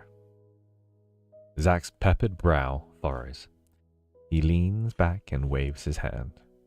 No, I'm not going. If you don't, another doctor will see you. Zayne's words are lukewarm, but they sound quite threatening to Zach.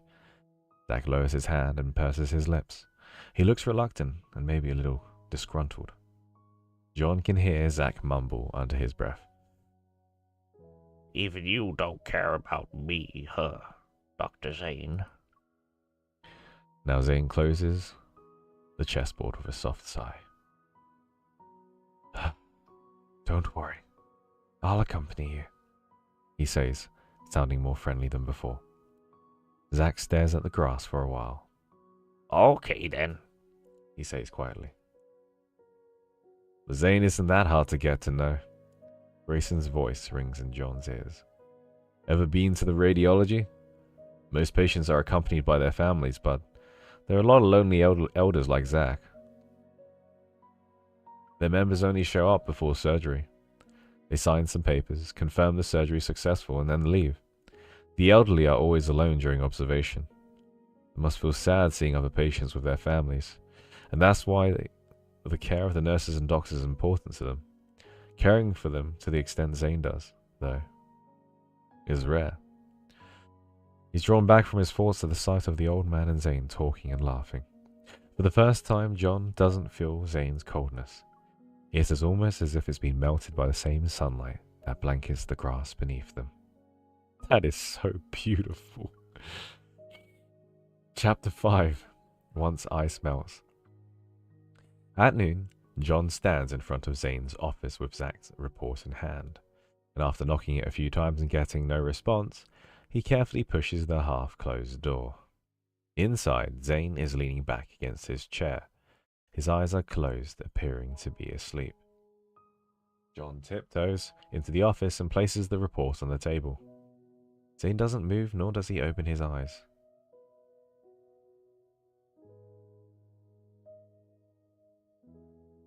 Has this afternoon surgery started? That's Zayne saying it, isn't it? Has this afternoon surgery started? Not yet. It's an hour away. You still have time to rest, John says quickly. Zayne lets out a soft and sits up. Remember to check on bed 32, he says, as he wipes his brow. Okay.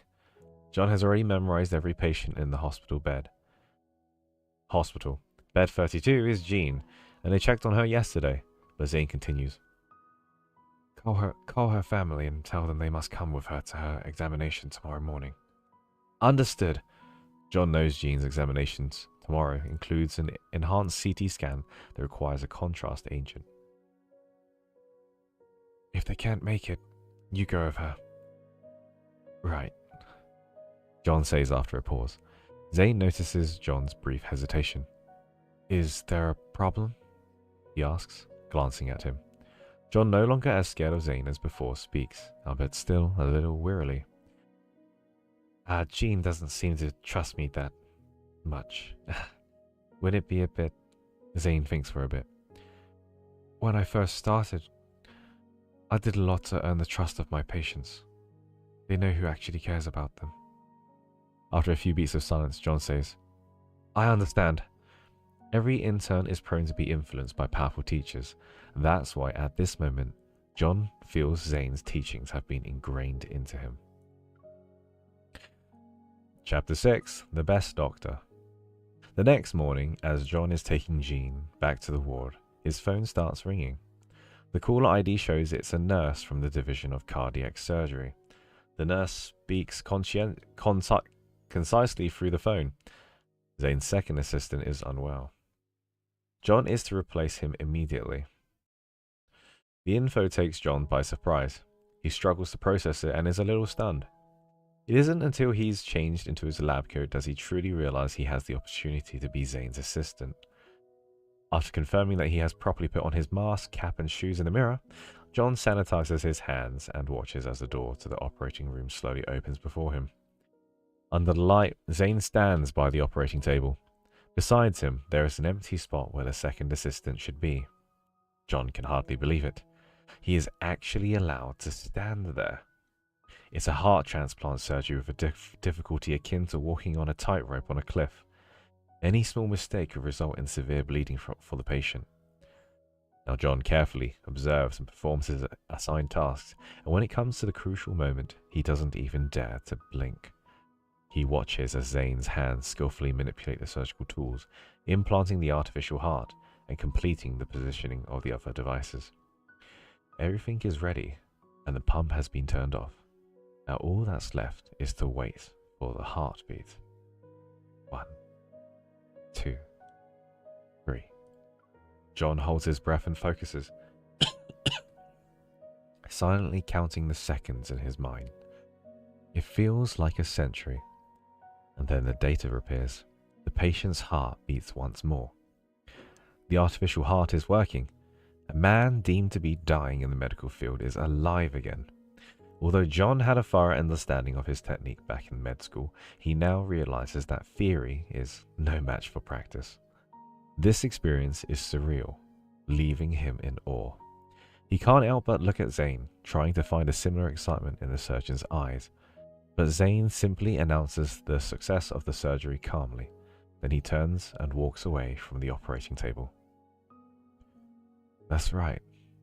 Dr. Zayne should be used to this surgery now. After leaving the operating room, John still can't help but want to talk to Zayne.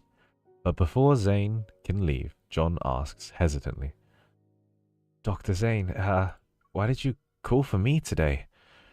Zayne continues washing his hands without even looking up. You needed to write a paper about this subject. John is taken aback, his gratitude preventing him from fully expressing himself. He settles for a simple, Thank you, Dr. Zayne. Now, as his time at the Division of Cardiac Surgery approaches its end, John is reluctant to leave. His fear of Zayne has little by little begun to melt in the warm sun since that day in the garden, completely disappearing in the operating room. The day before he is scheduled to leave, a student who is about to be rotated in approaches him and asks, How was it with Dr. Zayne? I heard he's scary, but he's a really good surgeon. I'm conflicted. Now hearing others describe Zayne as scary just makes no sense. Don't listen to them. Dr. Zayne isn't scary at all. John is at a loss for words, and despite rattling his brain for half a day, all he can say is this. He's the best doctor I've ever had the pleasure to meet. Boom. That was awesome. You actually get to see the day-to-day of the character. That was really cool. Damn, he's a grafter, isn't he, Zayne? Is he? He's not a doctor, though, is he? He's a surgeon, right? I don't think surgeons are classified as doctors, are they? Or you can't call them doctor, right?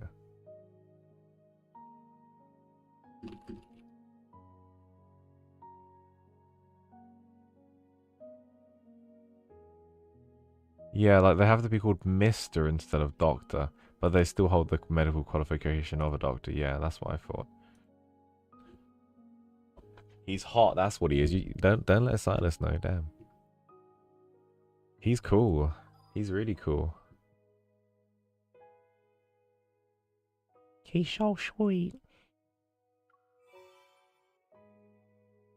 I'm guessing every character first book is like about them and how they are. This is kind of what I wanted to do right at the start, like get that context, you know, it's so important.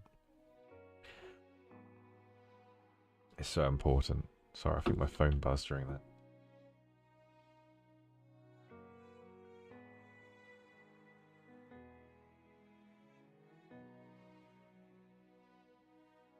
That was beautiful. That was actually beautiful. I want to read one more. Yeah. I want to read one more, and then we'll probably hop onto another game. It's Wild Wednesdays today, baby. It's Wild Wednesdays. Thank you. I had the cut on Saturday. I go to my... Is it a hairdresser or a barber? But they're called Linda, and they're lovely. Alright. A never-ending winter. Chapter 1. Night's daytime brightness. All Zayne sees is a world of ice and snow. He steps over dozens of bodies, blood still dripping from his hands. And with a wave, dark crystals pierce through several others still struggling.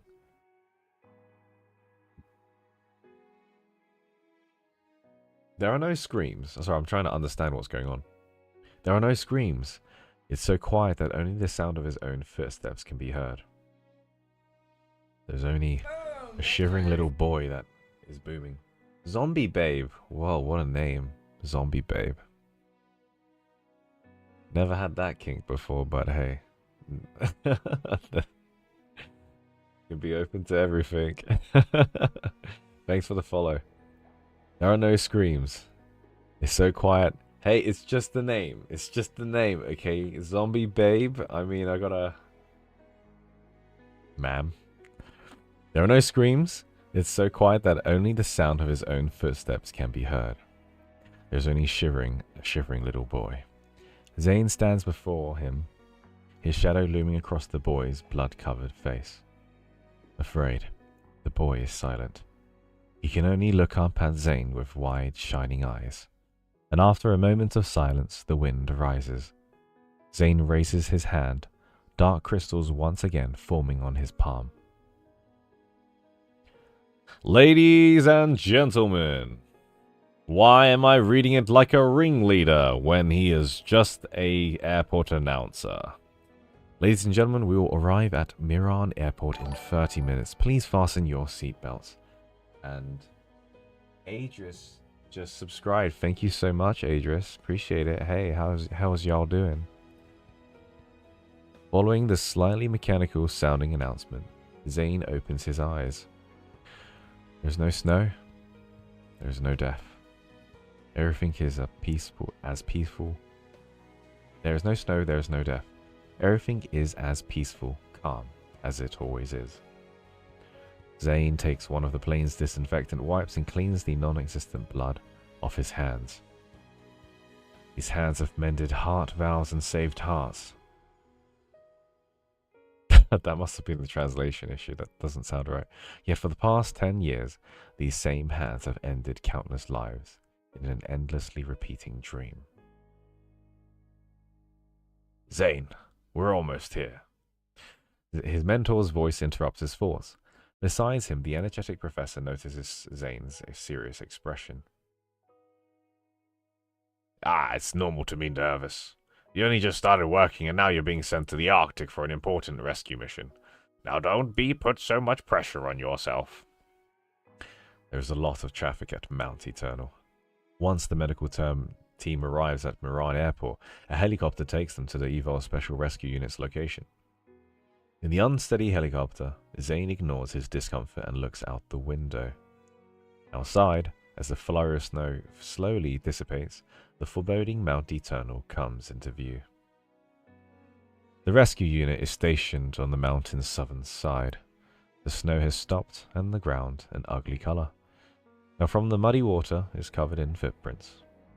Before he can even get to the area for cardiac surgery, Zayne hears the faint sounds of sirens behind him. Turning around, he sees several ambulances speeding in his direction. Dozens of medics emerge from the various tents around him, ready to go. Make way! Make way! What happened?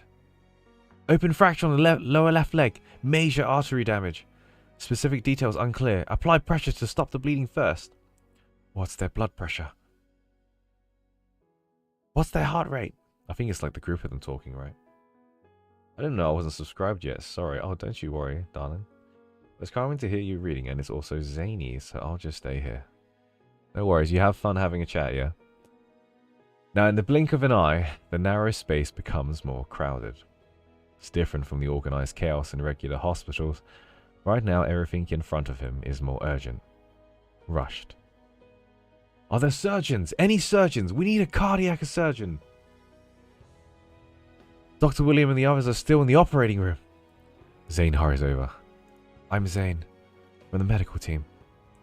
How's the patient? 23-year-old soldier, Body temperature at 36.3 degrees Celsius. Respiratory rate 10 BPM.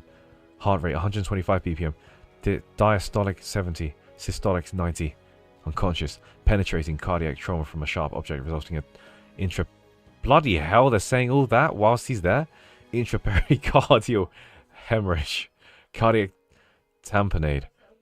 The doctor quickly reports. Prepare a blood transfusion, Zayne says to the nurse.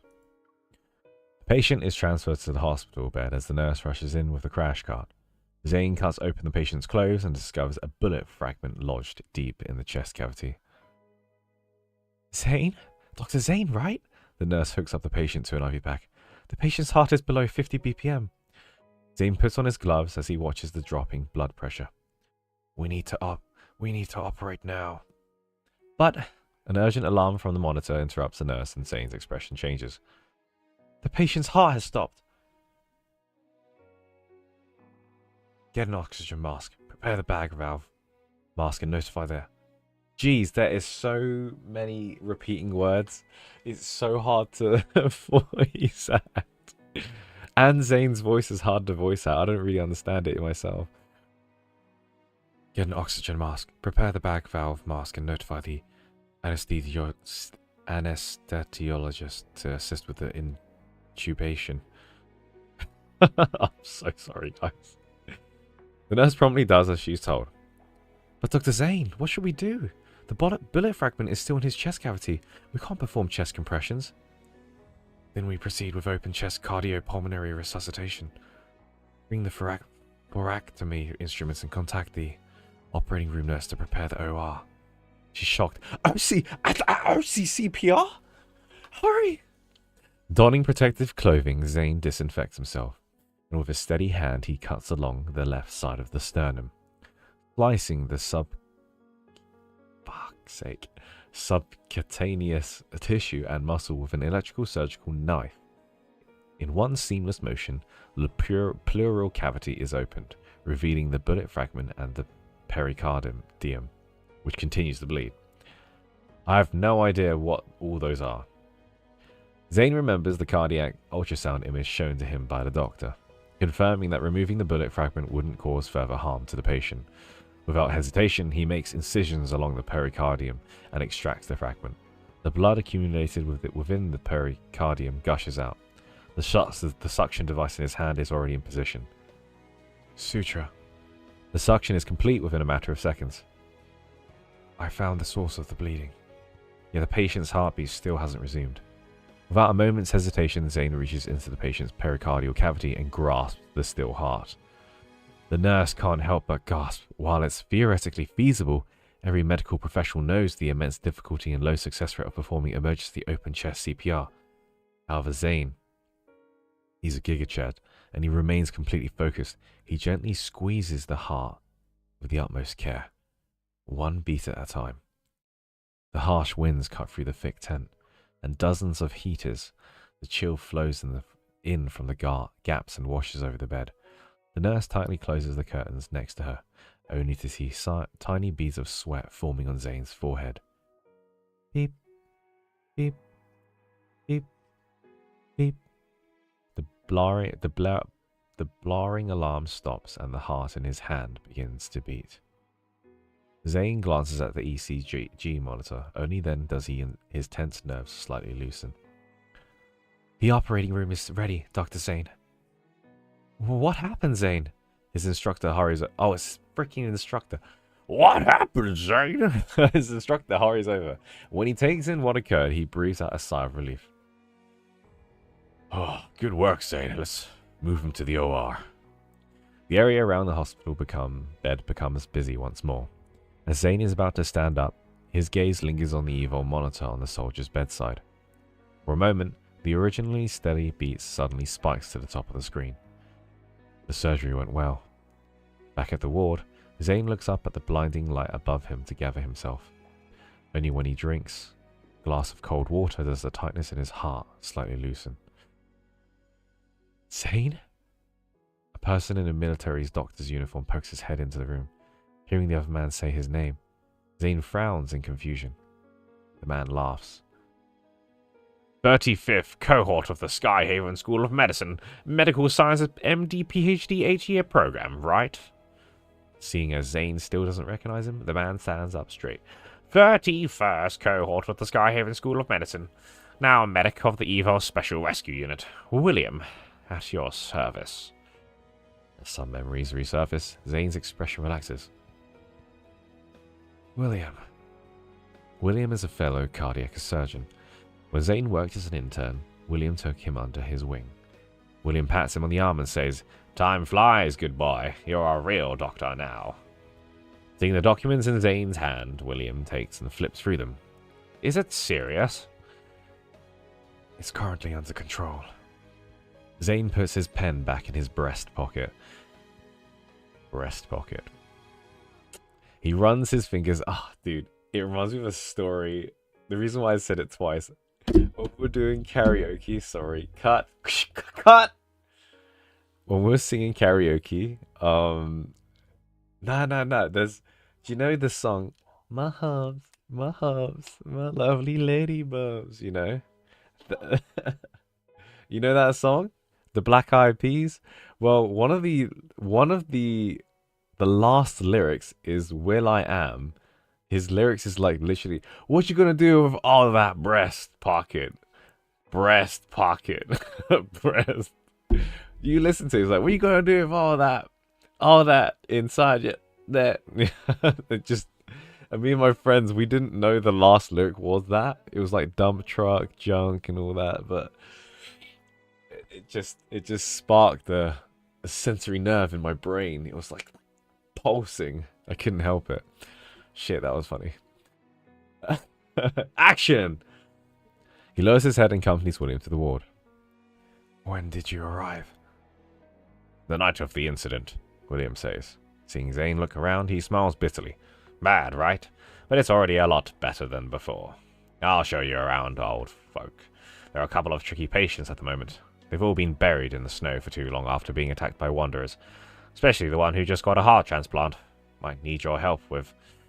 A distant roar resounds, followed closely by the loud sound of collapsing snow and gravel. William sighs.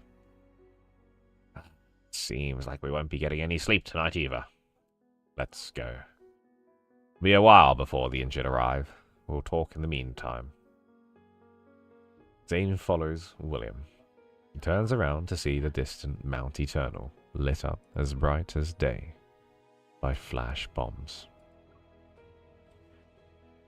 Chapter 2. Deathly Encounter. Now Zayne hasn't left the ward for several days.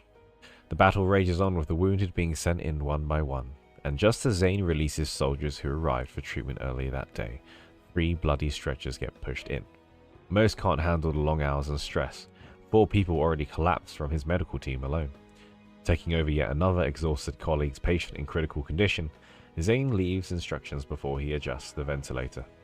He makes 2 rounds around the ward and, after confirming everything is as it should be, walks out of the tent for a breather. The freezing air in his lungs wake him. It's late, and the giant searchlight covers the snow. In the dark, Mount Eternal looks like a sleeping beast. Are you still working, Dr. Zayne? A passing soldier carrying steel greets him. Zayne nods. Captain Xander. Zayne helped 2 soldiers under the captain's command. They became friends. The captain stomps his snow-covered boots. It's so cold out here, Dr. Zayne. Why don't you go in and rest? I haven't seen you take a break for days. I just woke up, Zayne says. In truth, he can't even remember when was the last time he closed his eyes. The continuous resuscitations and surgeries are like an endless marathon. He's so exhausted that he doesn't even have the energy to have a nightmare. Besides, the reality he is in right now is far more real and bloody. What's the steel for? He changes the subject. They said we don't have enough wards, so we got asked to go get a couple more tents up. Captain Xander wipes the snow off his head. It's weird though. There have been many rescue operations before, and they even gave us new equipment. But somehow, more and more people are injured. Damn. It's almost like they're an endless wave of wanderers. Remembering the recent anomalous evil reports, Zayne ruminates. The sharp sound of an alarm pierces through the calmness, and Zayne is back inside the ward almost instantly. A nurse rushes to him and reports that a soldier is in cardiac arrest. As Zayne listens, his heart sinks. It's the same one he discharged the day before. Administer 1 dose of adrenaline. Intravenously. Got it. Where's the defibrillator? Almost there. The soldier who bid him farewell with a smile not long ago is pale under his oxygen mask, showing hints of blue. One doctor is performing CPR, while another holds the soldier's chin and pinches the breathing bag. A nurse rushes over with a defibrillator. She nimbly slathers the conductive gel on the pads and hands them to Zayne. 360 joules, Zayne mumbles. A muffled bang resounds. The heart monitor continues to beep loudly. Steady. 1, 2, 3. Beep beep, beep beep. Again. Beep. The sky slowly brightens. Snow falls once more, sitting atop a tent. William brushes snow off his uniform and enters the ward. He sees Zayne giving instructions and awaits by the side. Give him 2 blood bags. When Zayne finishes, he walks to William. Are you here for the death certificate, Will? Yeah, he was on our team. Zayne walks over to his document-littered desk and opens the drawer. 23 time of death is 5:47 a.m. William sighs. He was too young. His father was also a soldier. During that disaster, followed in his footsteps and joined the army. Who knew? Zayne is silent for a moment. I'm sorry. You don't need to apologize. William forces himself to smile, trying to lighten up the mood. You've worked day in and day out without sleep. Everyone knows you tried your best. Zayne doesn't reply, his eyes revealing no emotion. Now William pauses for a moment. Zayne, it's normal to want to save everyone since you just started here, but as long as we try, it's okay if we don't save them. We did what we could. He pats Zayne's shoulder. Don't blame yourself too much. Thank you. Well, I'm fine.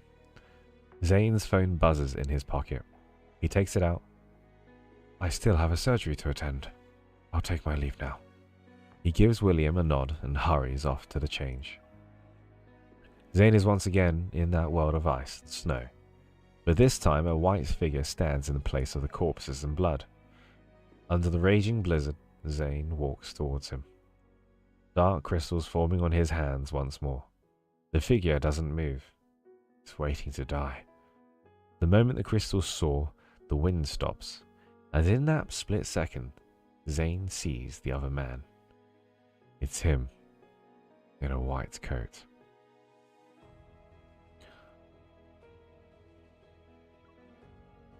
No way.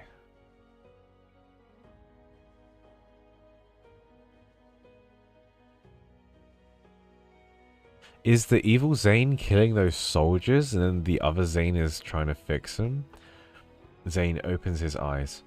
The inside of the tent is dimly lit. His tired colleagues are all nestled in their own simple beds, sleeping soundly. Zayne props himself up with one arm, wipes sweat from his face and neck with his sleeves, and slowly slows his breathing. Reaching under his pillow, he feels for his notebook.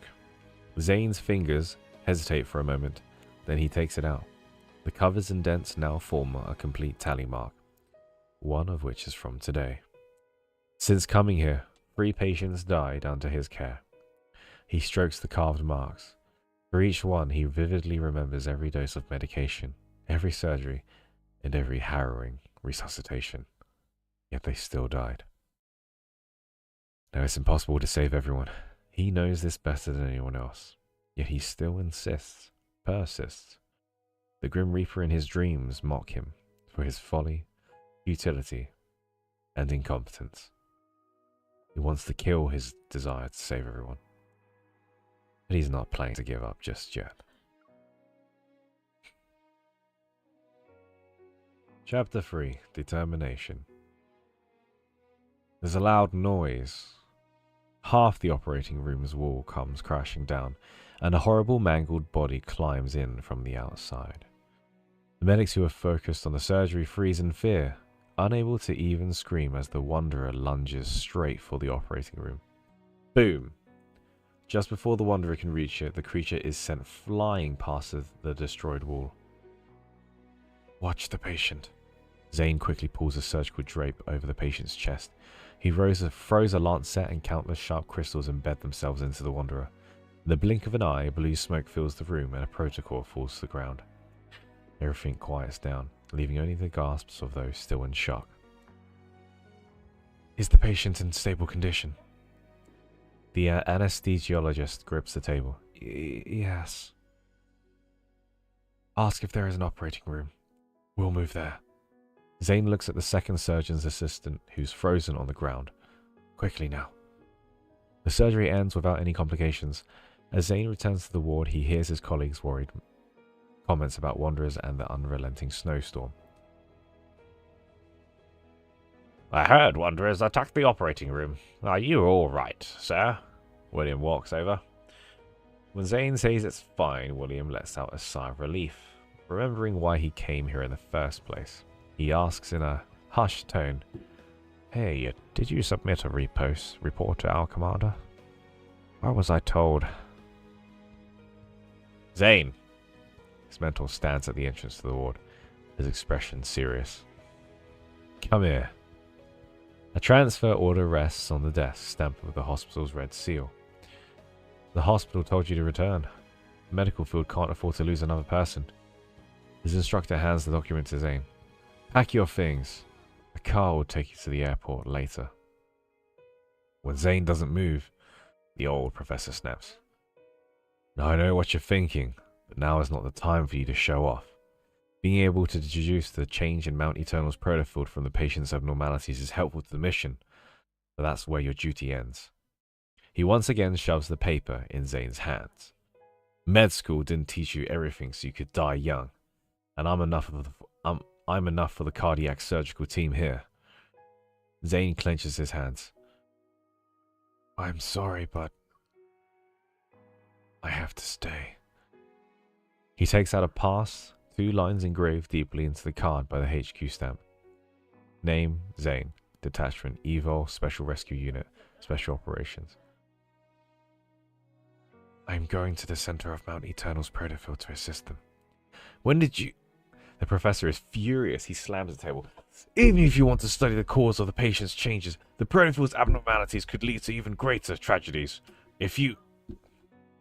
He doesn't want to say any more. Zayne looks at his instructor's grey hair and steps forward to hold his hand. This is my duty. Don't worry. I'll return in safe and sound.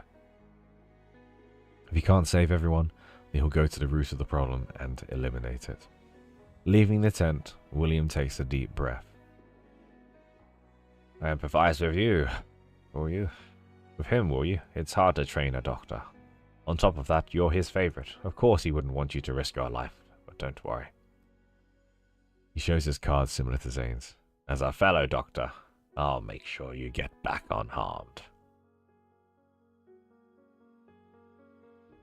Zayne is surprised for a moment, then he relaxes. Thank you, William. William smiles and stretches his hand out to him. Welcome to the team. Chapter 4. Through Troubled Times. A week later, a special operations team composed of 30 elite members entered Mount Eternal fully armed. Our mission is to find the center of the protofield and eliminate it to stop the creation of Wanderers. The speculated location is in the valley of the Northern Cliff. This operation is more difficult and even more dangerous than any others before, so you must all strictly follow orders and do everything in the name of safety. As the leader of the group, Captain Xander pauses his lecture about precautions to grab a map. William comes over and asks Zayne, Now who did you address your will to? He's curious about whom Zayne, emotionless as he is, holds dear in his heart. Zayne instead deflects the question. Who did you address yours to? William coughs and says in a different voice, I'll introduce you when we get back. By being mentally prepared, Zayne didn't expect getting back to become an unobtainable luxury. As they venture deeper into the mountain range, the terrain becomes more treacherous and the energy fluctuations more violent. For each step forward, the operations team has to fight, costing them time and energy. With every teammate that falls, the tally marks on Zayne's notebook increases. At the same time, he goes from being a combat medic to a soldier. Still, the bloodshed doesn't let up. The Grim Reaper in his dreams appear once again, staring at him with cold eyes. With another narrow escape from death, Captain Xander has to make a decision. They alone cannot hold back the protofield's energy fluctuations, and if they keep going, it will only lead to more casualties. They must act quickly and destroy the protofield's center. When William returns to the tent, Zayne is dressing his wounds. The large injury on his right arm is open again, blood oozing out. William sighs and hands him a bottle of medication. Now, as a doctor, shouldn't you know how important your arm is? There are other ways of saving people that don't involve you taking hits from wanderers on their behalf. I know what I'm doing. I don't think you do, sir. William asks. Zayne, I've always felt like you're more desperate than others when it comes to saving people. And I've seen dedicated medical staff, but none as persistent as you, my boy. Is something weighing you down? No, Zayne answers. There is. Not at all. Once Zayne is done dressing his wound, he takes out his sleeping bag and lies down in a way to show he wishes to rest and not be disturbed. William remains where he is, clearly unwilling to leave until he gets an answer. The two are at a stalemate. And in the end, Zayne admits defeat. Years ago, he says after a long time, I almost killed someone important. William is surprised. What happened? Holding the ice-cold air with his right hand, Zayne lets it go. I lost control of my evil. That night, the blood in his hands kept dripping onto the ground, dripping into his dreams. The summer when he was 12 was extraordinarily long. Every little thing, like the ivy climbing up the courtyard wall, the stall that sells popsicles, the swings in the park, is clear in his mind, as if it was yesterday. A snowstorm ended that summer, and it was the first time a black-robed Grim Reaper appeared in his eyes. Dreams, in fact. Chapter 5, A Long Way Home. The day grows shorter. The night with the relentless snowstorm descends on Mount Eternal, and by the time the team reaches the valley, they are down to less than half their original number. So they had 30 people, so now they've about less than half, so they probably have like 13 people left. Outside, the blizzard rages on, yet inside it's strangely calm. The dense forest is filled with dead trees, standing tall like tombstones. A faint blue light flickers on the black, broken branches. The continuous ringing of the detection alarm and the sight in front of them all point to one thing: the Protofield Center. Looking at the scarred but determined faces of his teammates, Captain Xander says in a deep voice, "Let's begin." Or, "Let's begin." Depending if he's British or American. "Let's begin." "Yes, sir." Everyone quickly and quietly gets ready to destroy the Protofield Center. Orientator calibration. Done. Electrical current ready. Metaflux barrier test initiated. 1. Bunker is ready. Anti-protofield system setup complete. Limit of protofield strength reached. Transmission progress at 75%. Magnetic field coordinates confirmed. 57, 31, 64. Transmission progress has reached 100%. Everything is ready. And in an instant, a deafening roar fills the air. Sand and rock fragments fly through the valley along with the millions of energy particles. The blizzard rushes in. The violent energy fluctuation causes dozens of wanderers to gather. Captain Xander, shocked, yells into the howling wind, "Stay alert! Don't fall asleep! They're wanderers!" At the sight of one of the creatures swinging a weapon at an unconscious teammate, he lunges at it. Clang! A wall of ice several meters high erupts from the ground and pierces the wanderer's protocol. Zayne grips his right arm with his left. He uses his evil to freeze his weak legs, forcing him to stand. Damn, that is hardcore. He uses his evil to keep him upright. Get him to safety first. I'll handle this. Several icicles pierce the wanderers. He grits his teeth. His mouth tastes like rust. A large energy fluctuation has been detected on the north side of Mount Eternal. Metaflux levels have surpassed the third threshold. Target area is shifting. Signal re-established.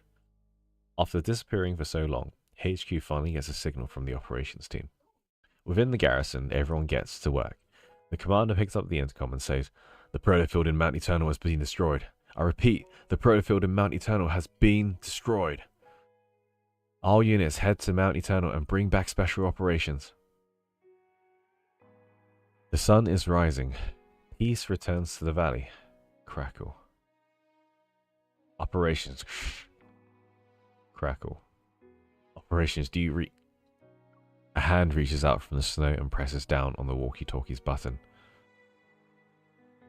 Operations copy. 294. We'll be there soon. What's the situation? Are there any casualties? Casualties. Zayne struggles to stand up and sees his teammates scattered across the snow, unconscious. Using all of his strength, he drags them out and checks their breathing, pulses and injuries. 2 broken arms. And 1 possible concussion. Hearing a familiar voice, Zayne moves to the other side of the destroyed wall and finds William talking. Noticing Zayne, William happily waves at him but winces when it opens his wound. The remaining smoke from the explosion finally disappears, revealing a gaping hole at the bottom of the valley. Although shocking, it's proof of the protofield's destruction. After checking the vital signs of their remaining teammates, William sighs in relief. "Zayne," he says with a smile, "we can go back."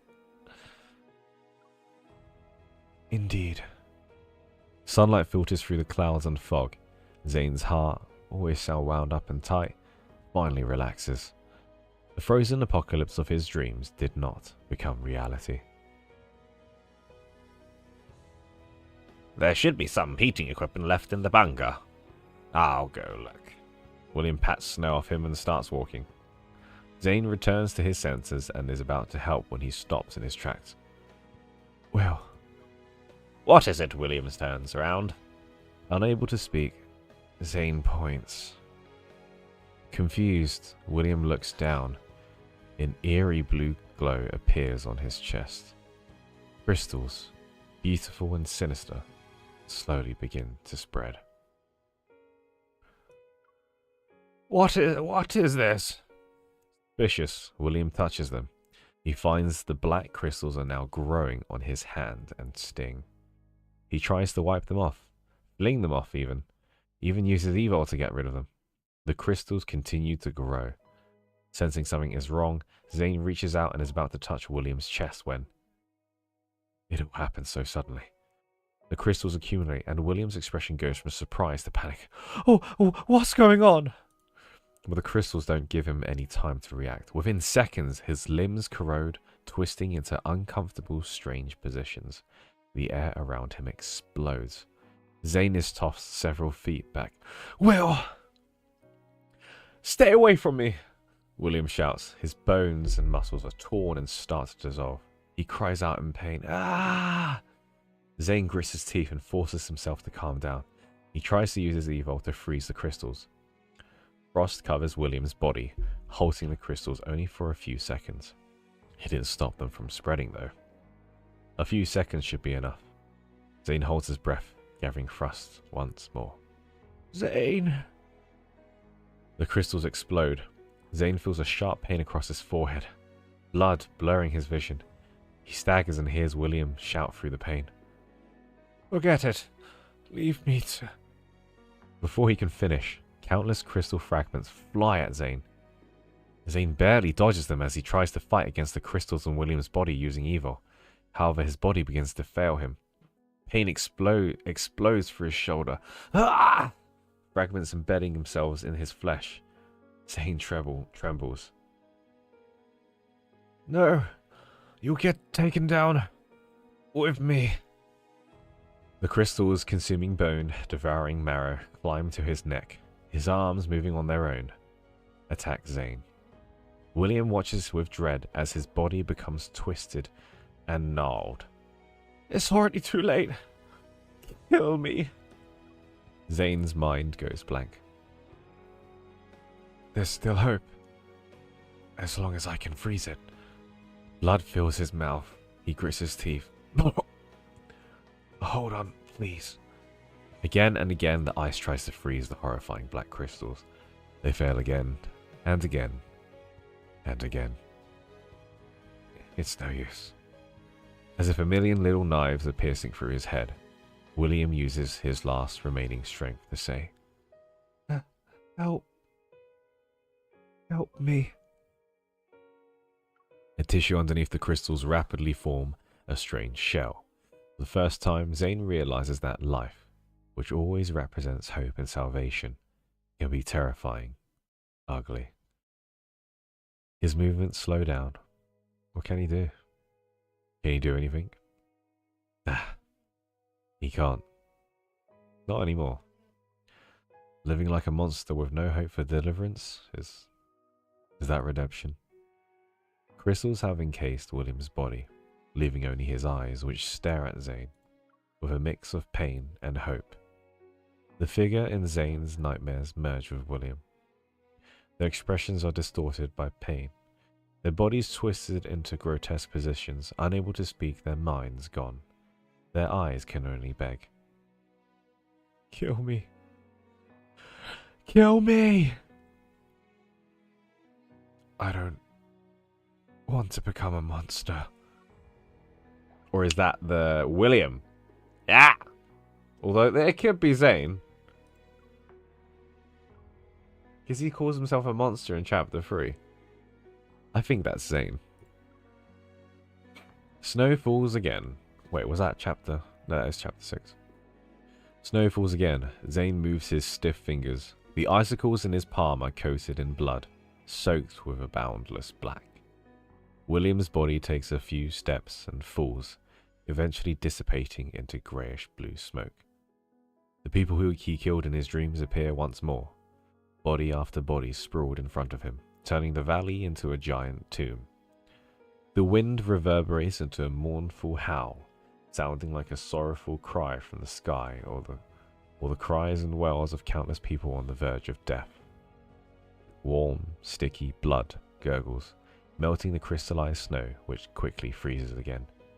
It melts and freezes over and over, turning into a tombstone. Zayne watches one of these winding trails of blood. His blood. He looks up. The Grim Reaper stands in the distance, watching him on the snowy mountain covered in blood and death. Flash forwards. 3 years later. The surgery will be difficult, but we'll try it. Transfer him here. Zayne finishes his remote consultation in his office when Grayson knocks on the door. Ah, Dr. Zayne. Here's the Lindwall Award. He carefully puts down the box. Did you actually ask them to deliver this? It's a very prestigious award in the field of medicine. I can't believe you didn't even go to the ceremony. I had an outpatient to take care of that. I couldn't go. Grayson is shocked. Was it not possible to reschedule? Some patients book 2 to 3 months in advance so they have time to travel. I can't reschedule. He looks over his computer screen. Do you have nothing else to do, Grayson?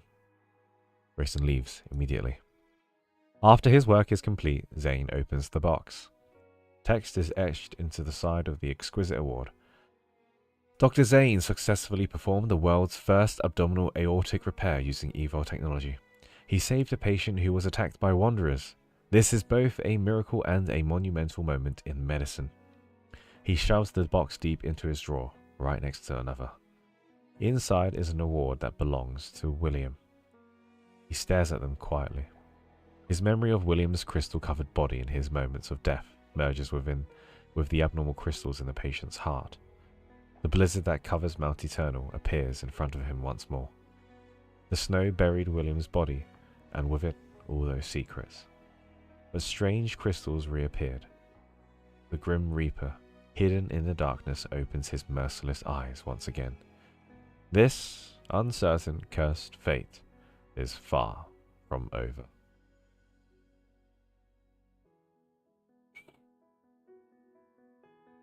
So I know who the other person is. Obviously, it's Zayne from a different reality. But I was wondering, is that Zayne accidentally killing innocent people? Or like... Because in this case, he had to act as the Grim Reaper, Zayne. But wow, that was awesome. It's like continues on. It's fantastic. Oh, that was really cool. Is there any more anecdotes? Oh gosh, I hope there's more. Yeah, I know who the Grim Reaper is. I know who he is, but I'm wondering if that Grim Reaper is attacking, if he looks like a wanderer and he's attacking like the people in a different reality by accident. I don't know.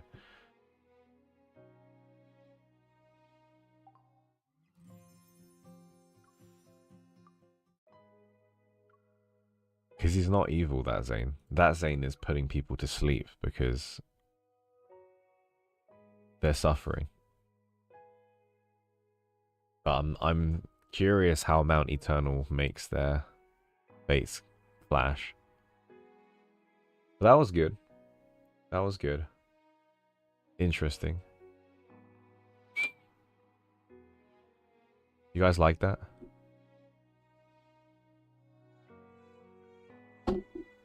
Yeah, I know. I know. It's very if you've read Dawnbreaker, it's quite obvious who it is, yeah. This guy, yeah. And that's why we read Dawnbreakers, to make sure that we understand what's going on with the main scenario, so it's good. It's good. I like that.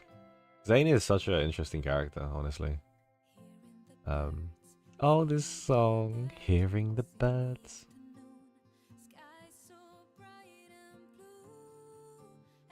That was sweet.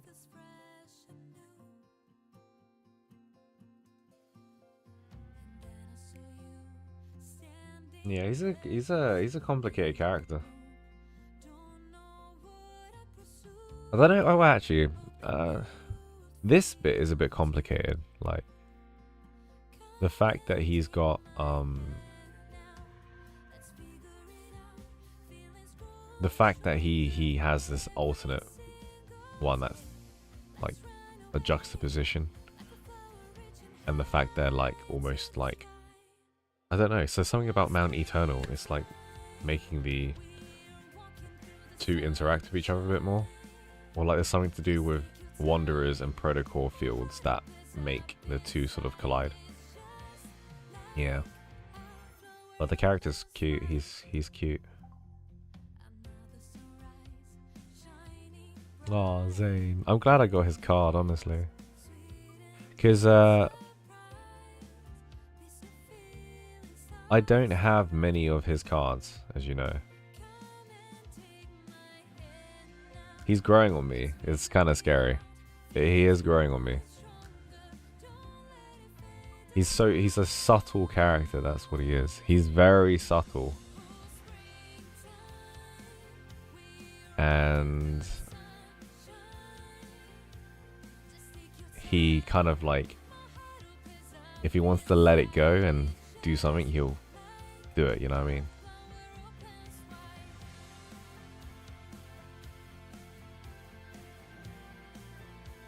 Never had the chance to go back. You just pass over to get the diamonds. Oh man, yeah, you gotta read the stories, guys. That's the whole point. It's not about the gacha, it's about the stories, eh? Although, to be fair, I have skipped a lot of anecdote chronological orders because, for example, when Shooting Stars is a fantastic book. Is it a book? What is it called? I don't know what it is. But this is fantastic. I had to read it. I haven't read these, so... I'm pretty sure I Don't Want to Be a Monster was read by Zayne because it was on a different paragraph. And in book 3 and in the main story, he continually says that I'm a monster, I don't want to be a monster. So I think it's Zayne because it's on a different paragraph.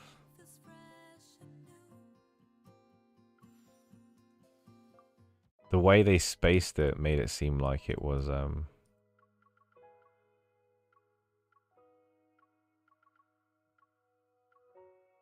here. The way they spaced it made it seem like it was Zayne. But either way, it probably is William, to be honest.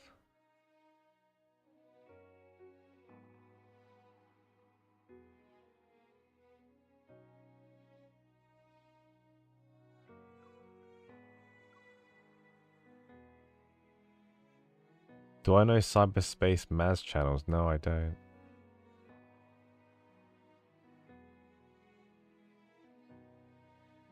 I think either way it's good. The context works. Because Zayne does not, as a doctor, as someone who swears by being a doctor, it's a channel that made the video about Zayne's high drive. Oh, I know cyberspace Maz. Yeah, why? What's up? Yeah. But yeah, because it's on a separate sentence, I feel like it is Zayne. Because he, as a doctor, you swear not to kill people. This would be the first moment that he potentially killed a person. Because William was still inside there.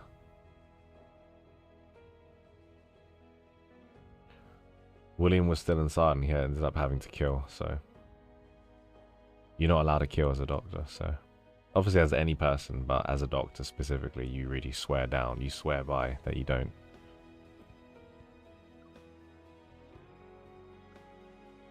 Zayne's voice is hard to mimic as well. I struggle with this guy's voice. It's just very, like, hushed. Do you want a cup of tea? You know, hard to do. Unique.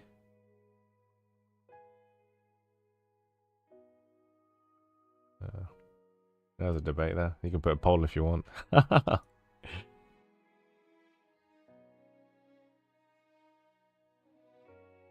like sitting and just letting it sink in. I don't like rushing into other things after these anecdotes because you can think a lot.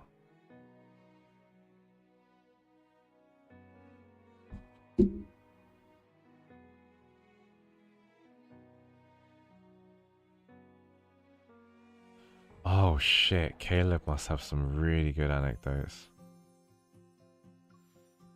Oh my gosh.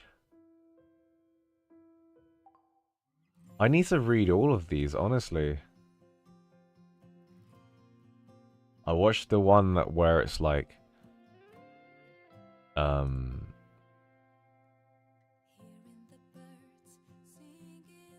Zayne's high sex drive or something like that.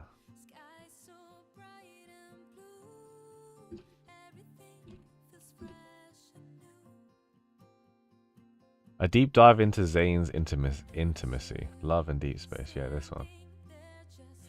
Leave the room.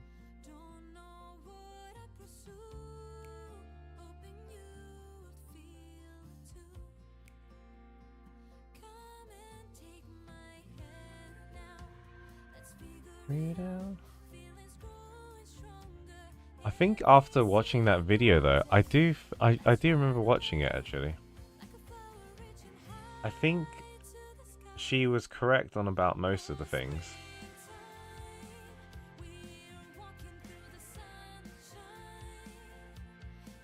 What was...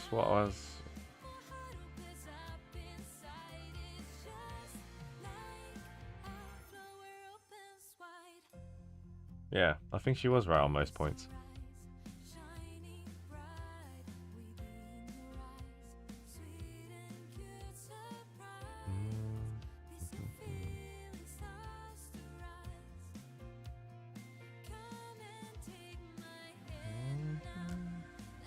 Do you know harm? Do you know harm is literally not hurting people?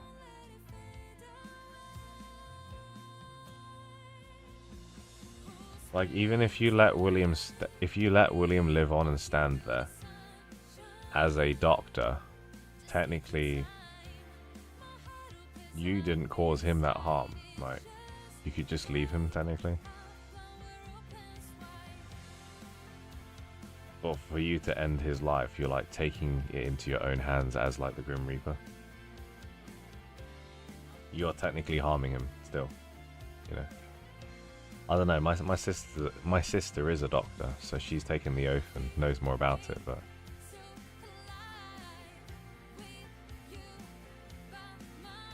interesting.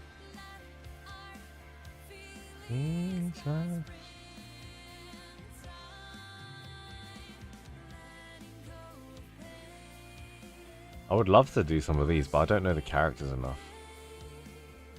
She's got The Anatomy of Abandonment, Raphael, Xavier, Silas, Zayne, and Caleb.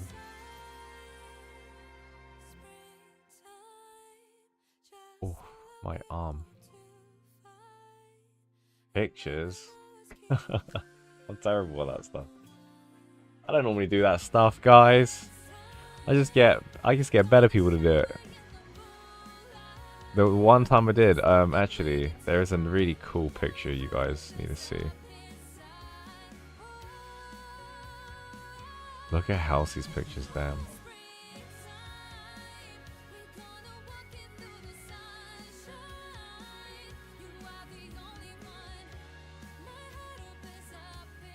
I swear we had a group photo somewhere, didn't we? I gave you by my side.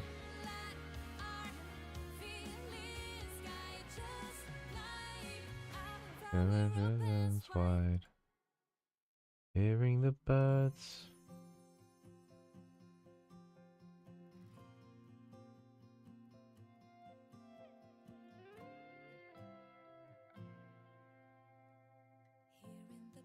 This is sick. I'm gonna have to walk the dog in a bit, so I actually have to might end the stream in a while. But I don't know how I can show this. I've got it set up.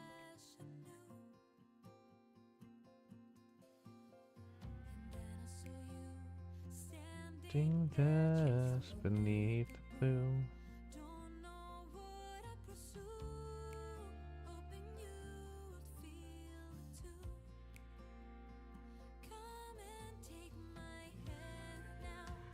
Let's figure it out.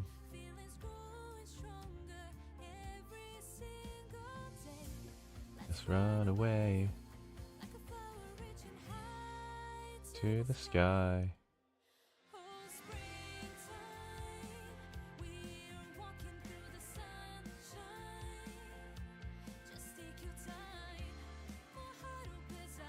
Is it this one or?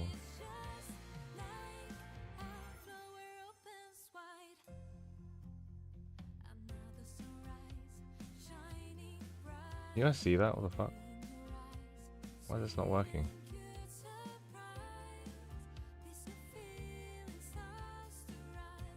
There you go. Screenshots. Talk about screenshots. Look at this.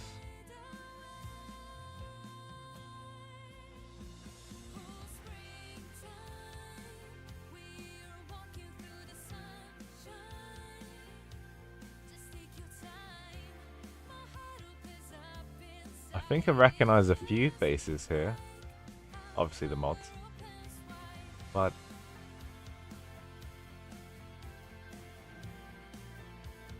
this is June. Is this Shaname? Gosh, I have bad memory. But I think a lot of your characters are here, guys. If you by my side. Yeah, this was done by, I think, Lanny. I think. But I've lost the thread, unless it was taken out. It was Lanny, right? Yeah, here. It's so cool. This is so cool. It was really well done as well. Must have taken ages to do. It feels like one of those, you know, Avengers Infinity posters, you know, with all the heroes standing together. You see what I mean? They're all standing there like... Quite cool. It's quite cool. But look, these are lovely mods. That's Mer, Mari, Halsey, and me. It's me. And then the rest are here as well. So, I can't guess who's who though around here, ish. Yeah. Best mods ever, yeah, absolutely. They're very good. Without them, it's so, honestly, it's so hard to understand if your stream is functioning correctly without mods. Actually impossible. Like, if you've got the volume right, if they can see things right, you know, they're always there. They're always there for me. They make my day every day.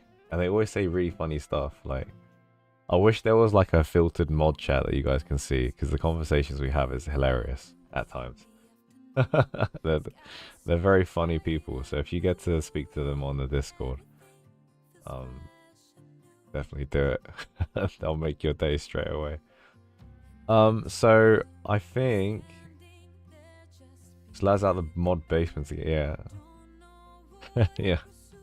I throw popcorn down there sometimes. But I might end the stream just a little bit early because I gotta walk the doggy. He's gotta go pee pee. Once I stream that as well. Has he walked already? Oh, okay.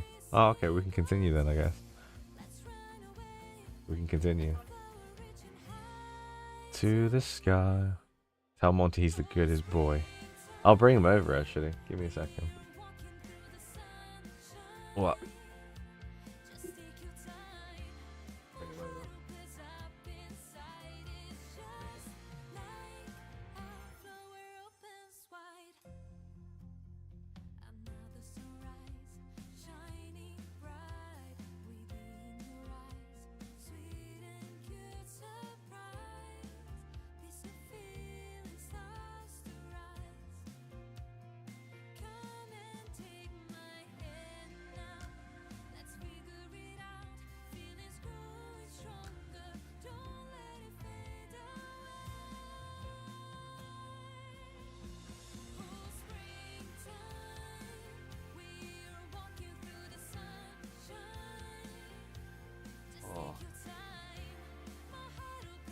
He's very tired.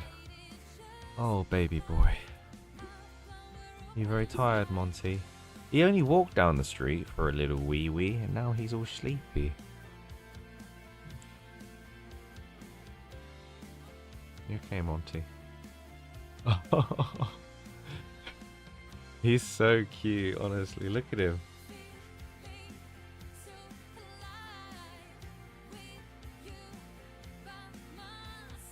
There you go.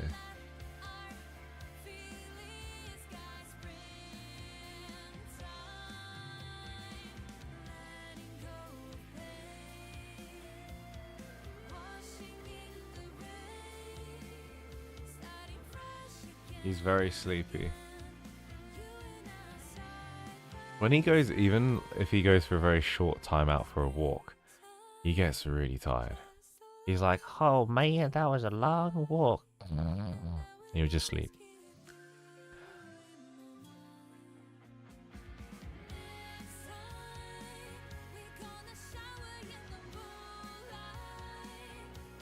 Oh. Monty! Why are you so sleepy? He's so sweet.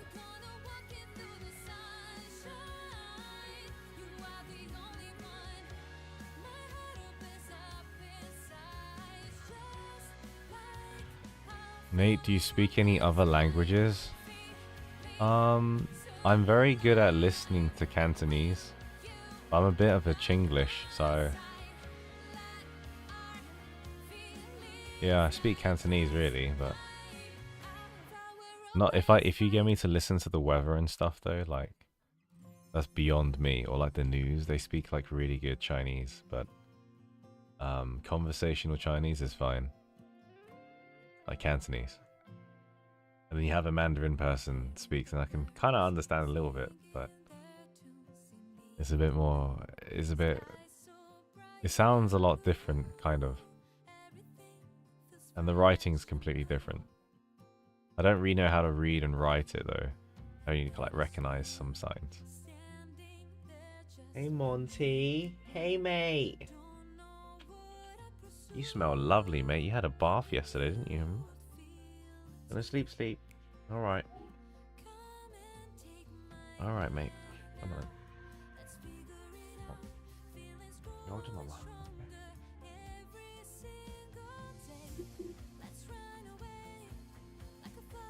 Okay. So cute. So cute. Honestly, bundle of joy. Makes my day. Monty and the mods make my day. They are precious. They must be protected at all times. Anyway, I'm gonna wind down and play something else. So even though this is lovely and nice, what should we do for the remaining 40 minutes? Just want to chill. Monty and the mods. Oh my gosh, yes. That would be so cool. Oh man, I cannot wait for the new Street Fighter patch though.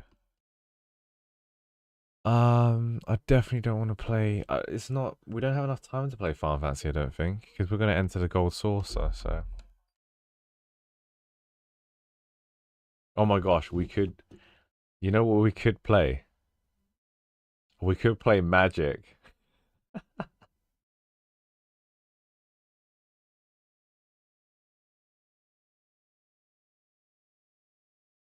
Yeah. Like if I were to speak, it would be like in Mandarin. It would be like it's so basic. Mandarin is not my language, so it'll be like 我是你doggo. 你好. Cantonese, like my grandma, she speaks like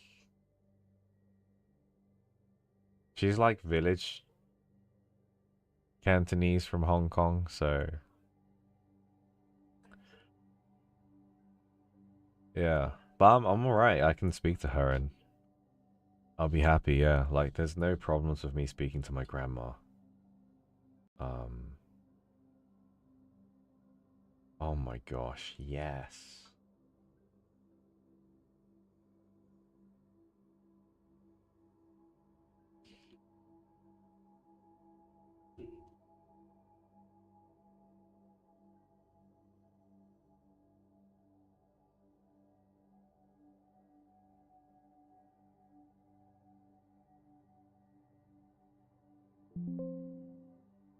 Oh, for goodness sake.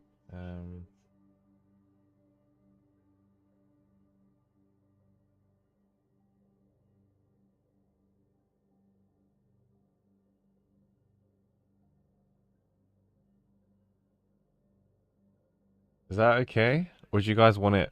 Do you want it bigger? Would you want lovely Casey overlay? Bigger? Or is this okay? Yeah, so a lot of the times though, because I don't know the words and things, it's like I call it Chinglish. Because we'll speak Chinese, and then there'll be so many little words in between that are English. Like, yeah. But my grandma doesn't even know proper Chinese. Like, she doesn't know what the word in Chinese is for barbecue. Like, in Chinese, it's Xiu Hao. But my grandma doesn't know that. So I'll be like, Hey, Grandma, 你識唔識 barbecue 啊 BBQ 啊 She'd be like, what? And I'd be like, BBQ.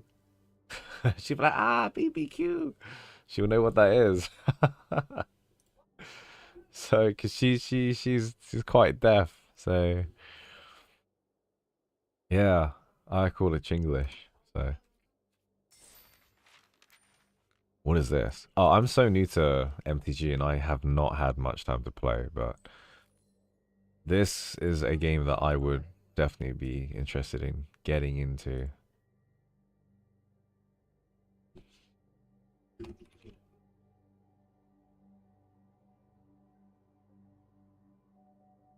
Oh, springtime, I'm walking in the moonlight. So take your time. Ha boo bee dee doo bee da ba da boo boo boo. Flower opens wide, springtime.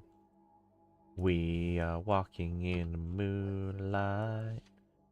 Magical the gathering the. Is this called Arena? This is Arena, right? Magical the.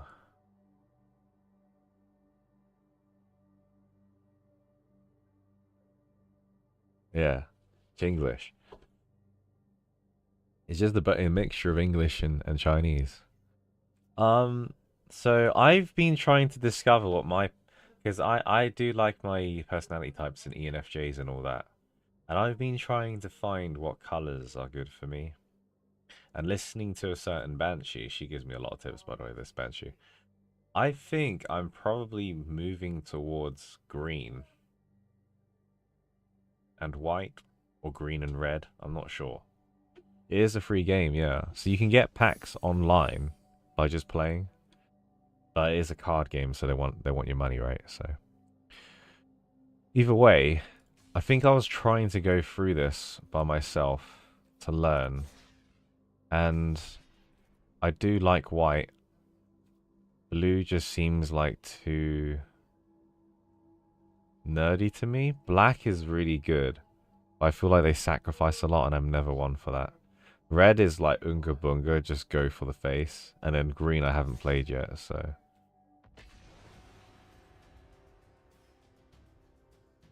But yeah, I love my grandma.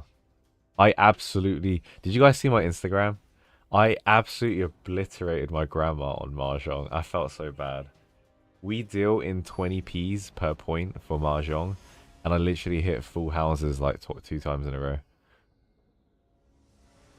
Like, from 20p's after that session, I won like...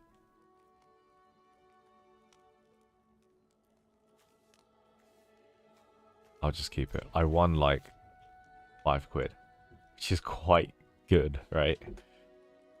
Right, anyway, the world of magic. Let me try and learn this again. You guys can see that, right?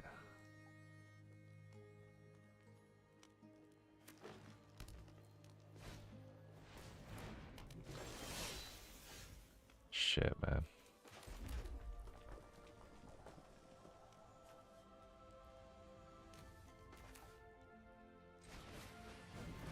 So that can attack immediately, but it'll... Can that block still? It can, can't it? Because it's got the summoning thing. So if I went and attacked, that would get blocked, right? I need the Banshee to help me now. If I went for that would get blocked when like that would definitely block that, right? Yes. The cool part is you can also transfer your real cards to MTG Arena if you buy them, I think. I'm going to skip the attack for now. I don't think I should fight them. Yeah. So, for example, my Final Fantasy Starter Edition that I've got, I can use a code and it'll go onto the MTG Arena. Oh my gosh, we should play Mahjong after this on Final Fantasy.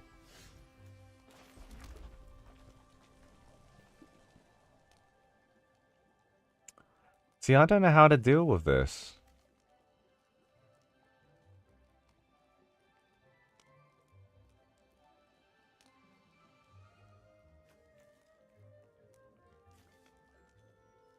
I feel like I shouldn't attack.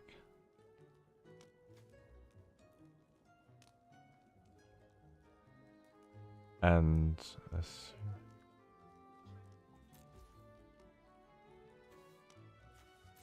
end turn.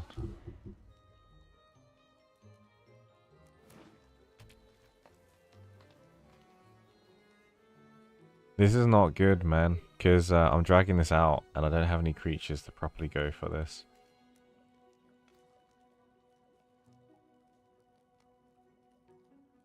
When another creature you control enters, that creature gets +2.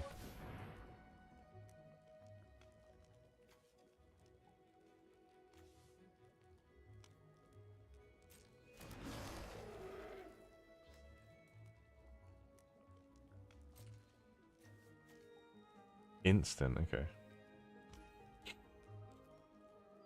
Why are they not attacking? That's so weird.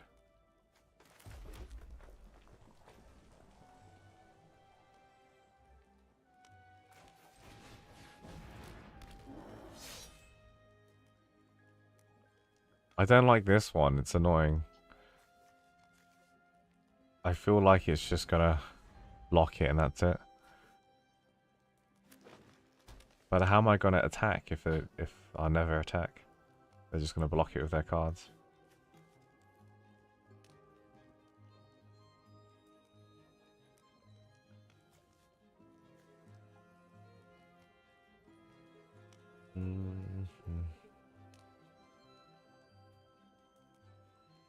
You guys see this?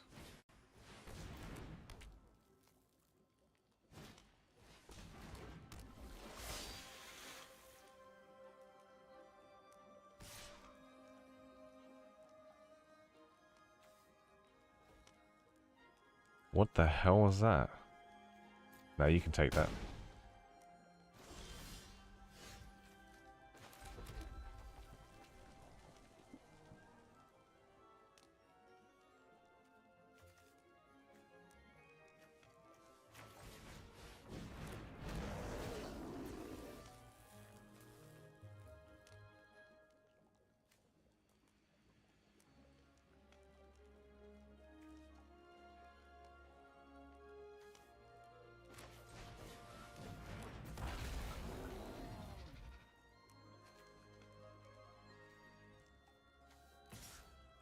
I think I'll just do one attack.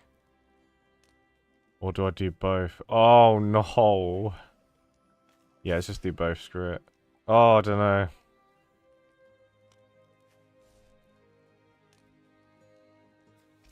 Yeah, let's just do both, see what they block.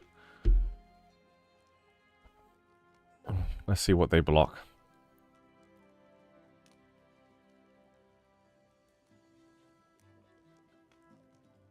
The servers are no way as good on MTG than Hearthstone is what I've realised, but it doesn't really matter, the game's not as fast paced.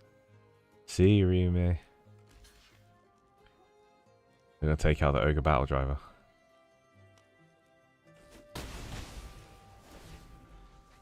Okay. Oh, and they heal as well.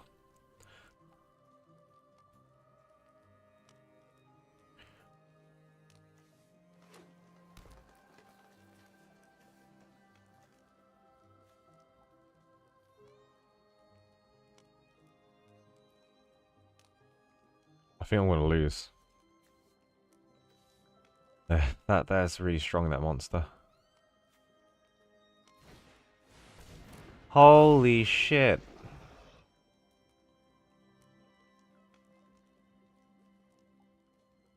Oh my gosh.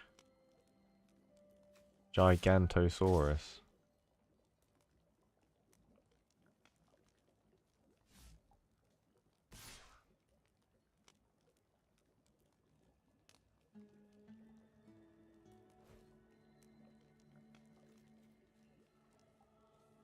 I don't want to block that. I think I'm meant to attack loads, but I'm not actually doing it.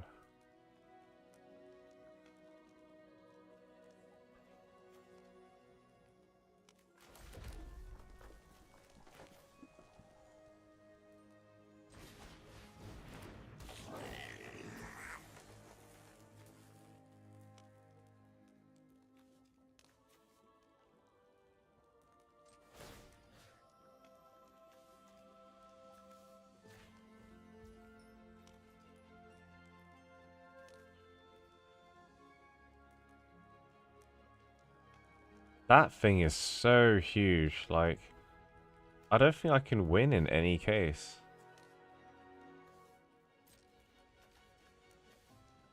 Because that can't be blocked, but I've pretty much like lost basically, right?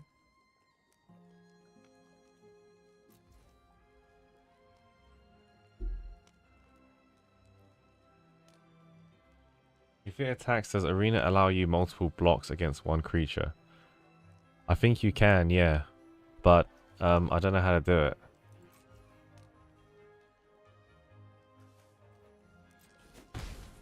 I don't know how to do it.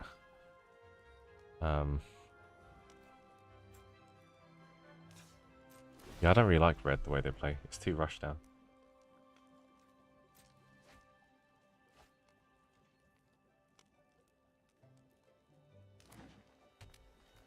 Oh, green against red. No. I think I like white and green.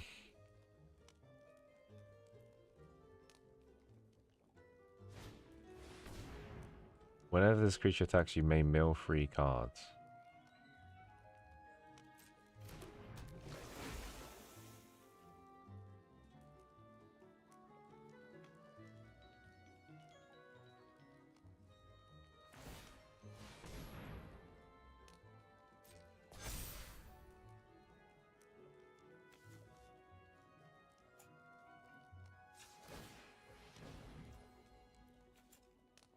No way, you can keep activating it? I might as well use all of them, right? Because they'll refresh on my next turn, right? I don't know how this works, to be honest.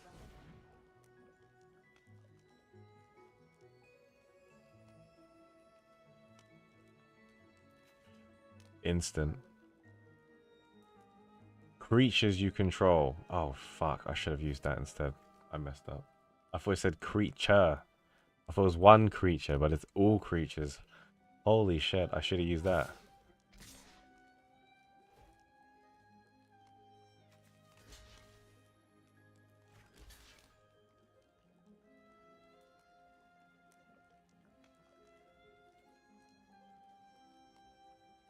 I think that's okay.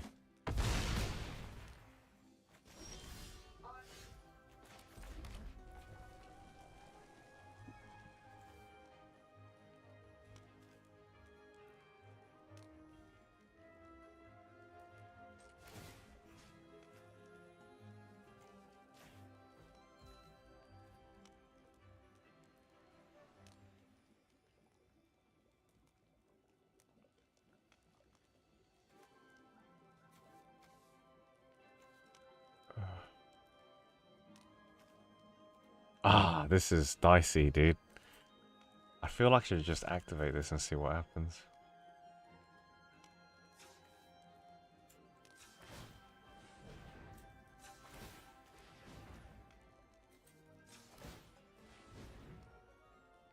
Like that, and just attack I would do.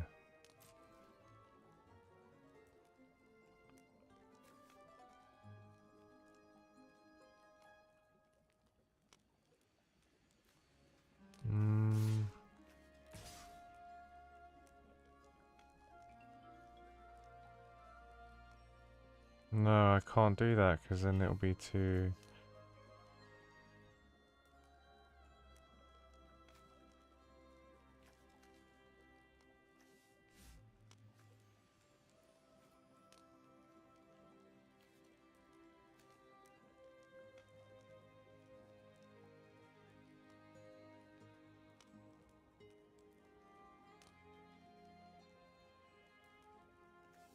Oh, I don't know. This is so difficult, guys. MTG is difficult.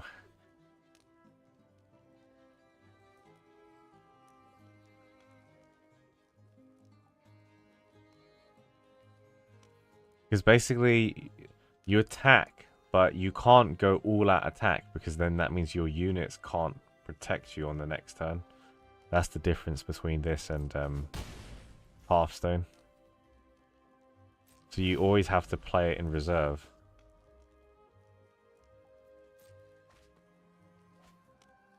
Yeah.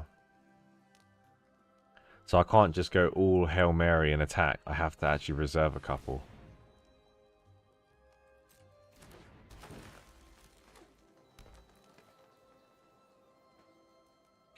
Holy shit, there's a lot of units. It's definitely harder than half, because in Hearthstone you attack, and then the next turn, like, all those units you have to beat through to get to the guy. Whereas in, like, you can attack and block at the same time. Whereas, like, in Magic, if you've attacked, you then, you know this arrow, it means your character cannot defend you the next turn. They're, like, recovering from the attack. So these two are left defending. You get what I mean?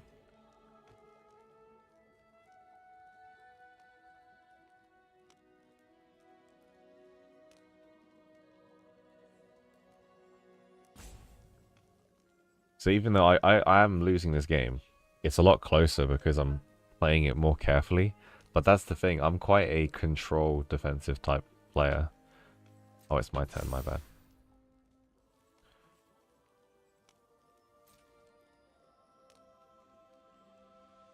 Yeah, I'm quite a defense player. Holy shit. That can't defend. Wait.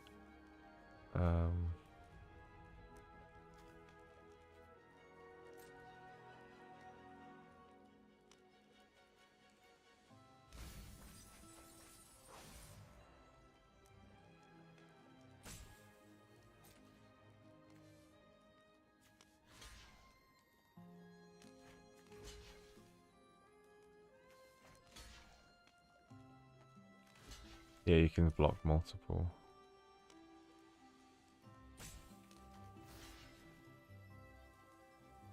I've lost. There's no way I can survive this.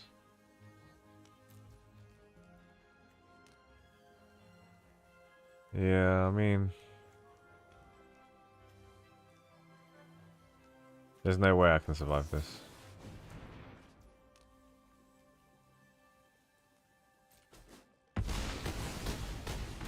Yeah, they had enough still.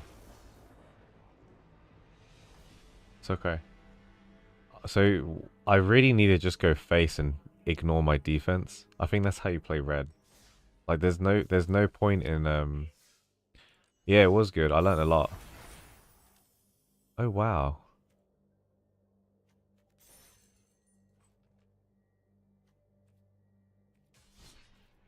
I've lost so much already. I won't lose more. I have a funny feeling I like green. Sanctuary cat? Cats prowl the corridors of Avacyn's churches in search of devils or signs of their mischief. Cool.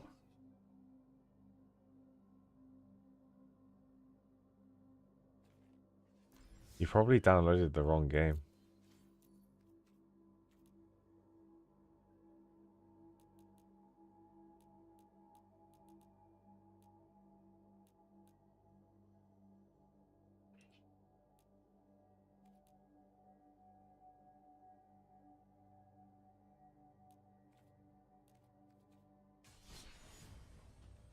No, this is MTG Arena.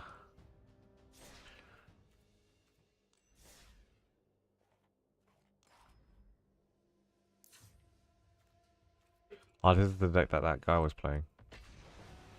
I think I'm going against a bot now. But I want to try all the colors first. I have a funny feeling I like white and greens.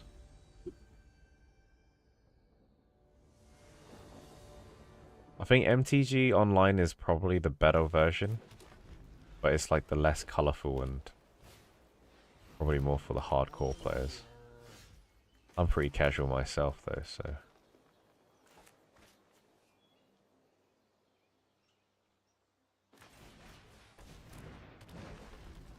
What does it say? Add 1 mana of any color if you control a creature.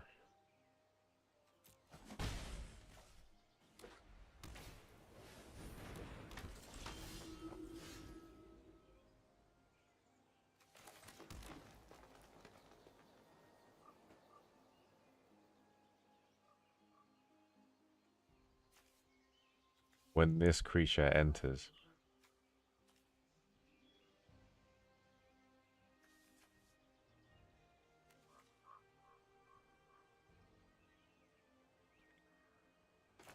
Damn, excess damage.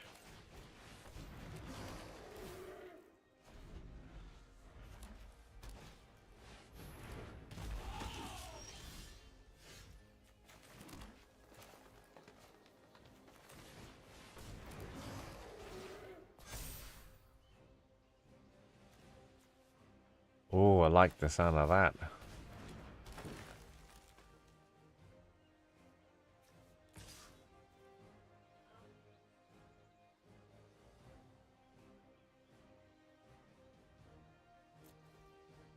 I wonder if they'll do all of them. Yeah, they will. Okay, interesting.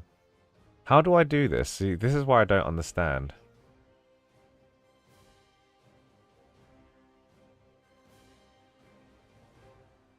I don't understand this.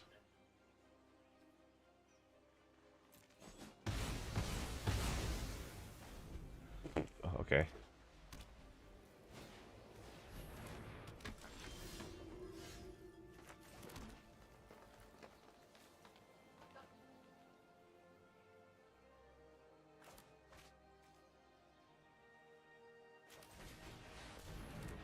Holy cow. Go for the face.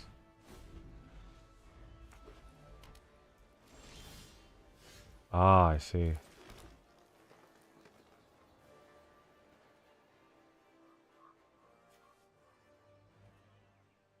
Don't really need any more mana. Attack! Okay, that makes sense.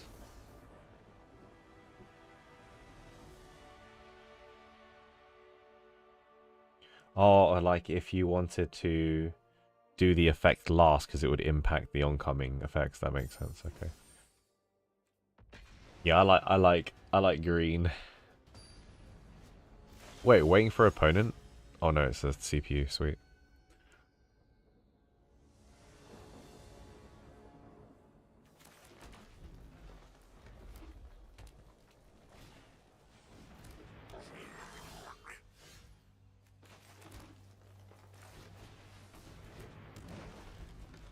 I think I get it already this game. When it's broken down like this, it's very simple. I can understand. So they're red, so they want to rush me down really quickly. I'll let that go.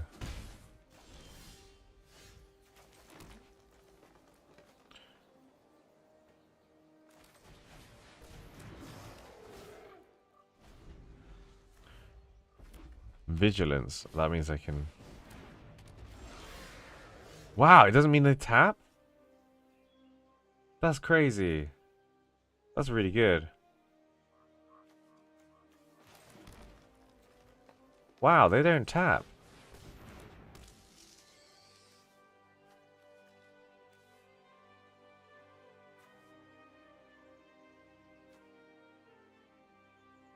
That is really good. I don't know if I should keep this or not.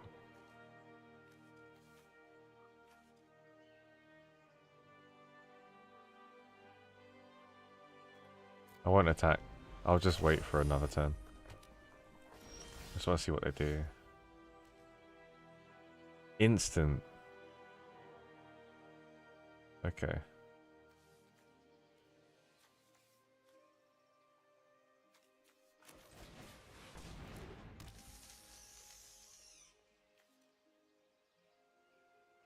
Can I untap this creature then? Or is it not tapped? Can I untap that because it's just been summoned or not? Like untap it, I mean.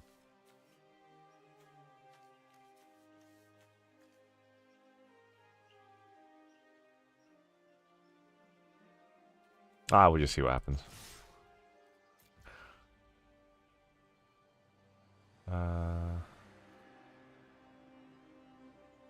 Okay, so it's not the same as tapping. Okay.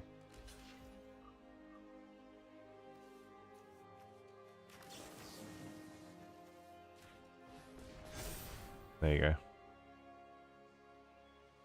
Doesn't really matter. Oh my gosh, that's excellent. Sweet. At the beginning, and that was trample, so it did the remaining. Yeah.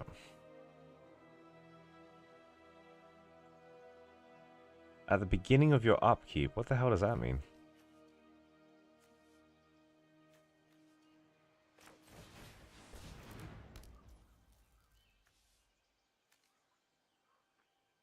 I'll just gain another card, I guess.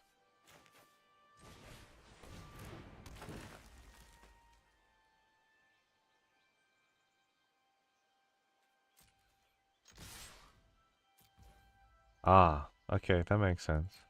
I think she's run out of options.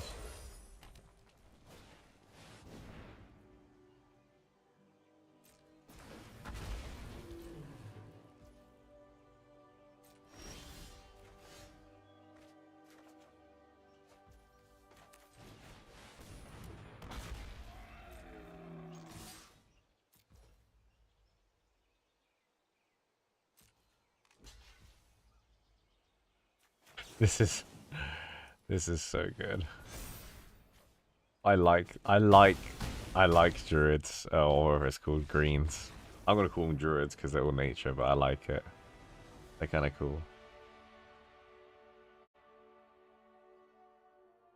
It's on Steam, by the way, Mari. This game.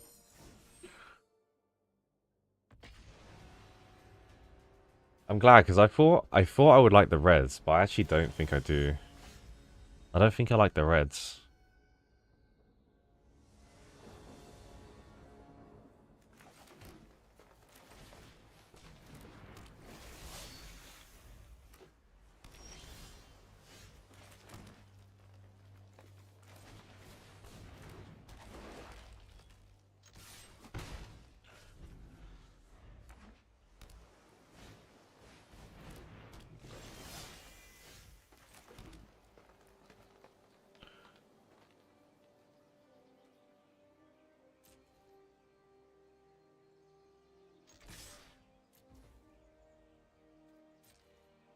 Muscle C.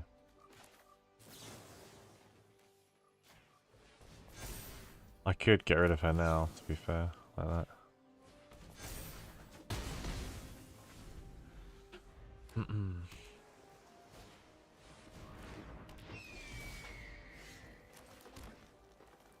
you have reach? No.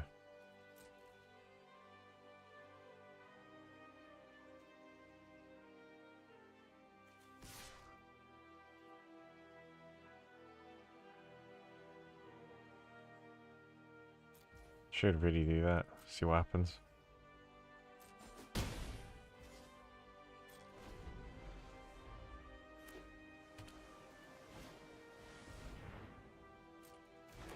Yeah, and blues always have flying, it seems.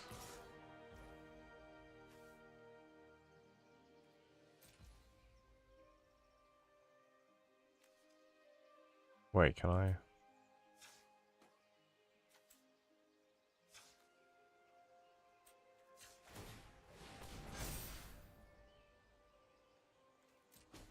That's fine. So I get 4 back, okay.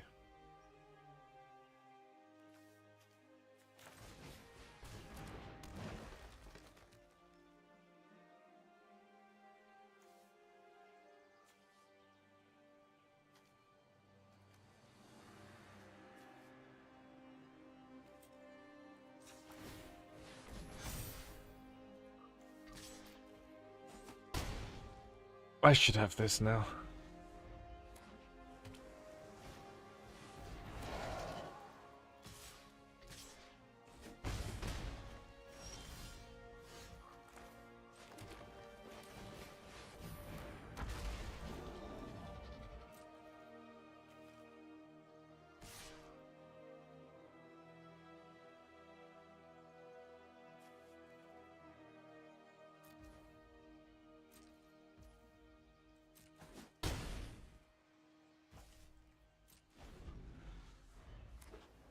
The real testers want to go against the real opponents, so we'll see that in a second.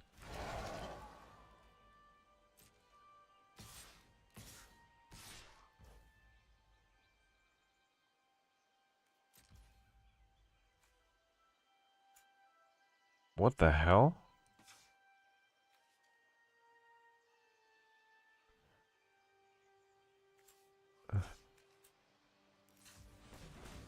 Oh, I see.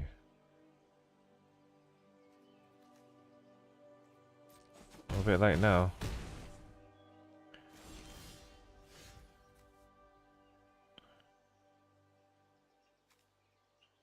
Target creature you control deals damage equal to its power to target you. Okay.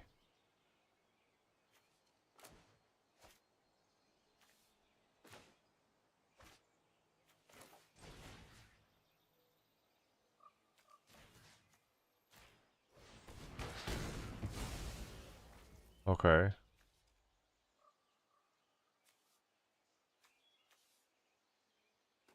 Just attack, right? Holy shit.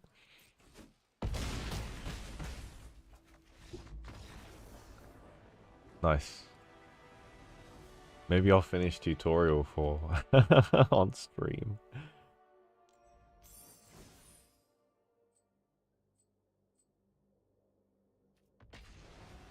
Jace? Is that her name? Or their name?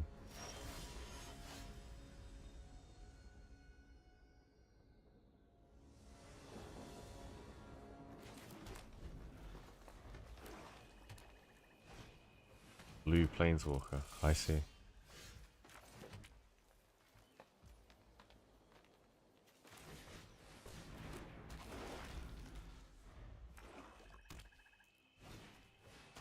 Just kills anything right it touches.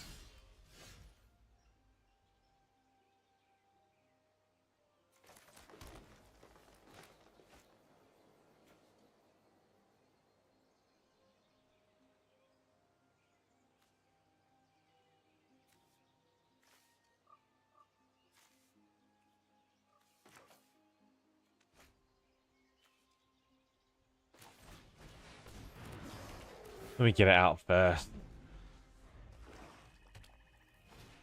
How comes this was tapped? I don't understand. Add 1 mana of any color if you control.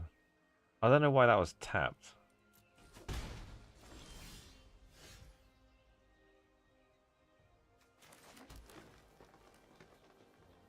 They basically want me to use it on these two, right?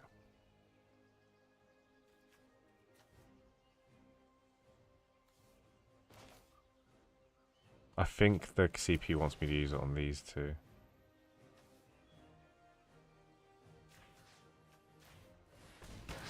I just have a funny feeling that it wants me to do that. Even though it might not be the most optimal that I would like to do.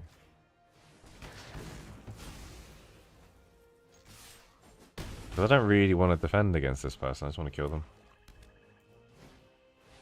Yeah, I think so.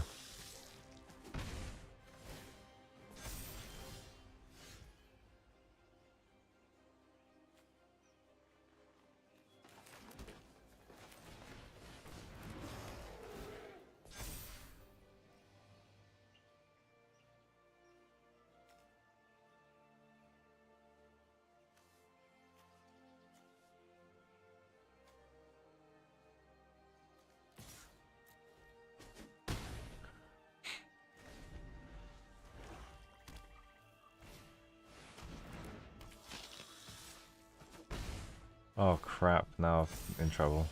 Maybe I shouldn't have done that.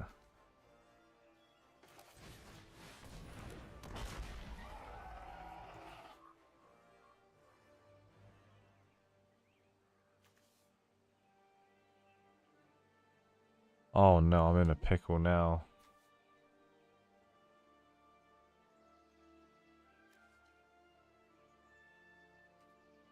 Aye, I'm in a pickle now.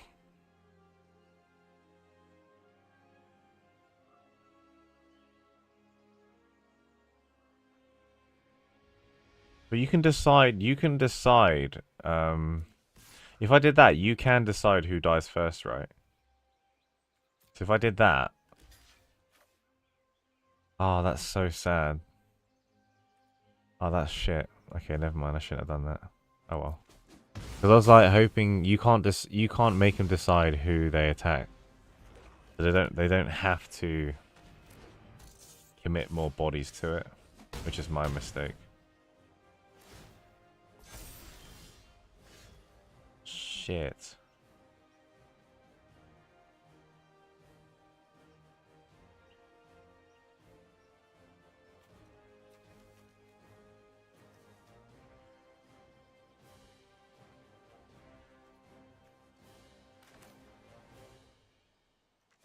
See, these are gonna die now, technically.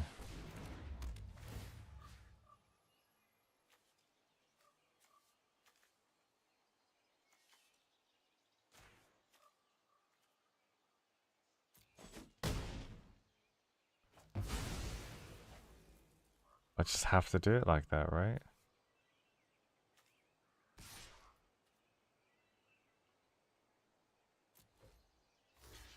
Yo, this rat is actually so strong. The rat is very good.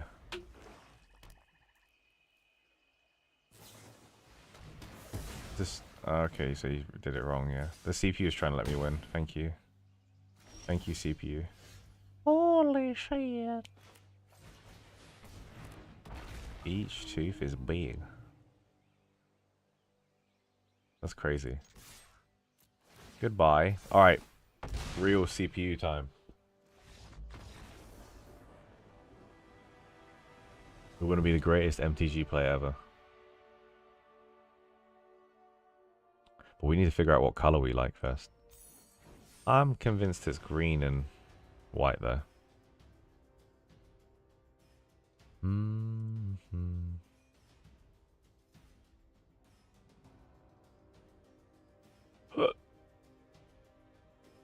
We can. Henceforth. Oopsie.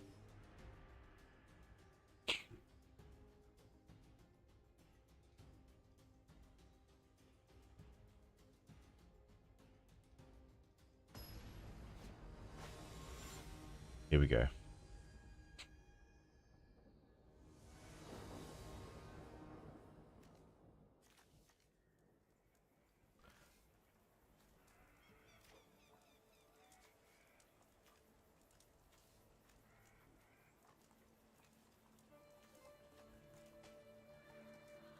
I think this is okay. I don't really know what I'm looking for specifically, but I think it's okay. It's not too bad.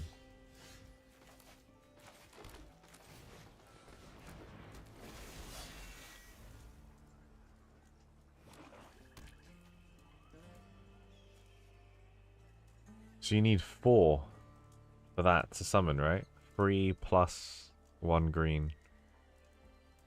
And that will boost it.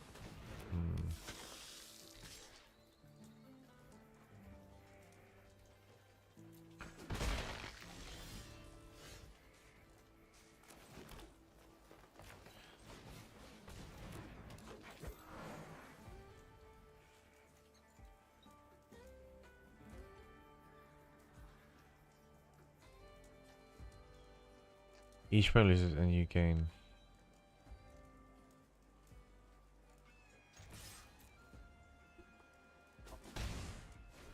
Okay.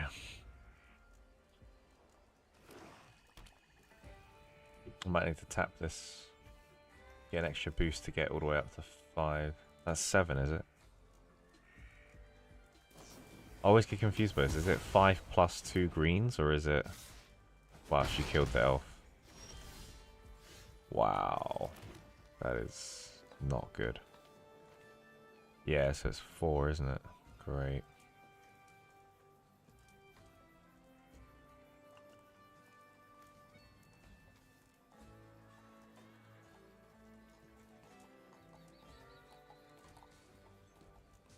They've used all their cards, it seems.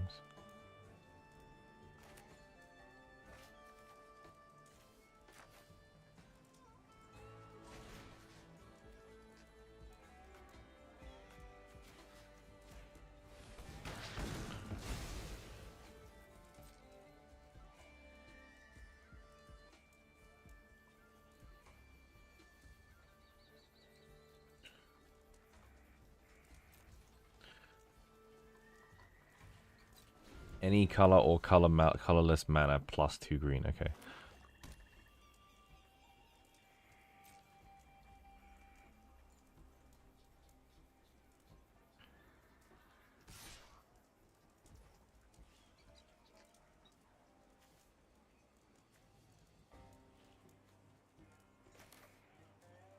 Oh, I should have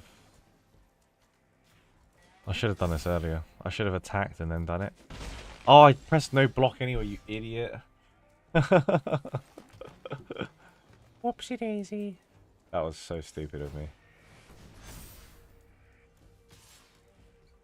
That was actually so stupid, but it's alright. Misplays happen.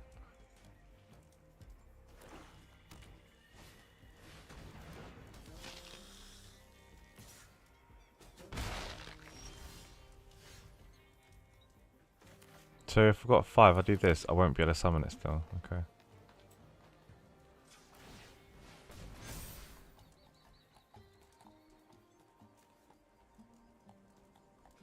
Whenever a creature dealt damage by this creature,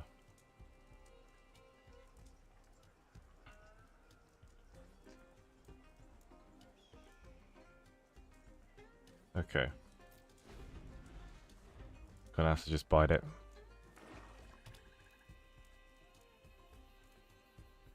I need more forest still, which is kind of sad. Is it once a turn? No, it's free, so... Oh dear. Oh no.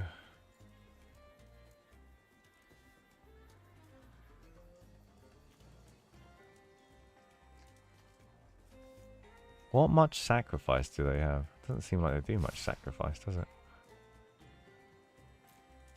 Oh, I should have blocked that one. That was stupid. I'm clicking too fast again.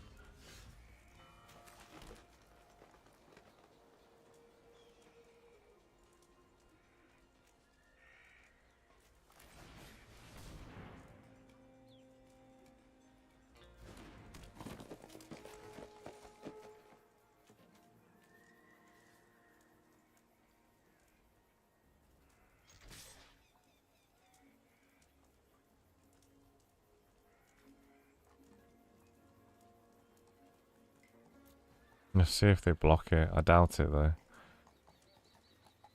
I doubt they block that. Yeah. They might be able to kill me now, actually. Should have played that more carefully. Ooh.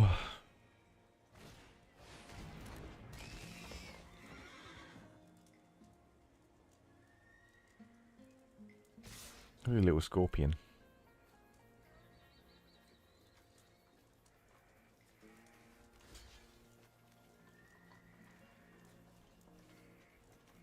I can't block that. I can block that. Flying nightmare as well. Shit.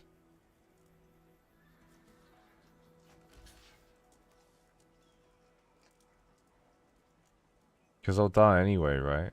4, 6, yeah, 10.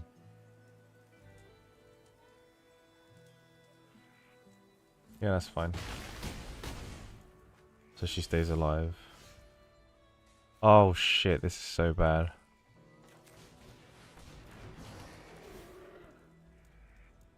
There's no way I can win. No.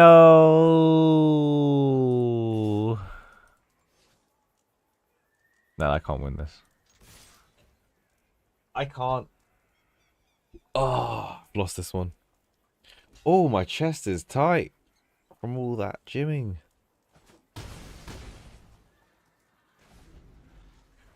Good games. There's a couple of mistakes I made.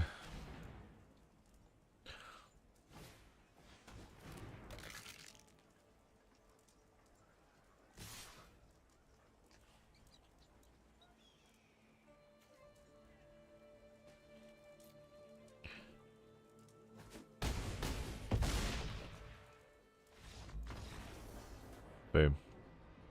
Well, I didn't pass it. I tried.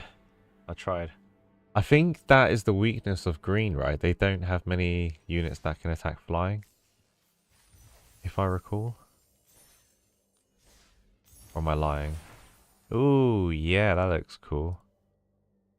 Set as default. Sweet. So now I've got some cards, I believe.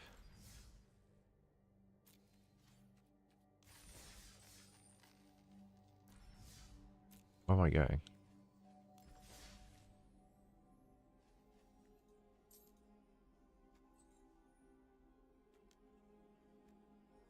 What's the sets right now, I wonder? I'll definitely be playing this loads when I get the Final Fantasy collaboration card. Euros, interesting.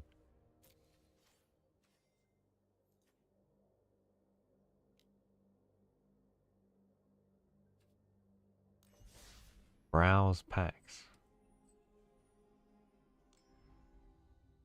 Need to get used to this. Wow, one pack is 1,000. I've only got, so I can only open 3 packs. That's crazy. That's gonna be well impossible to do. Right, it's 10 past 10, so I'm gonna have to take my leave now. But I'll probably be on the Discord in a bit anyway. But I'll finish up streaming here. At least I've gone past the tutorial of the colors.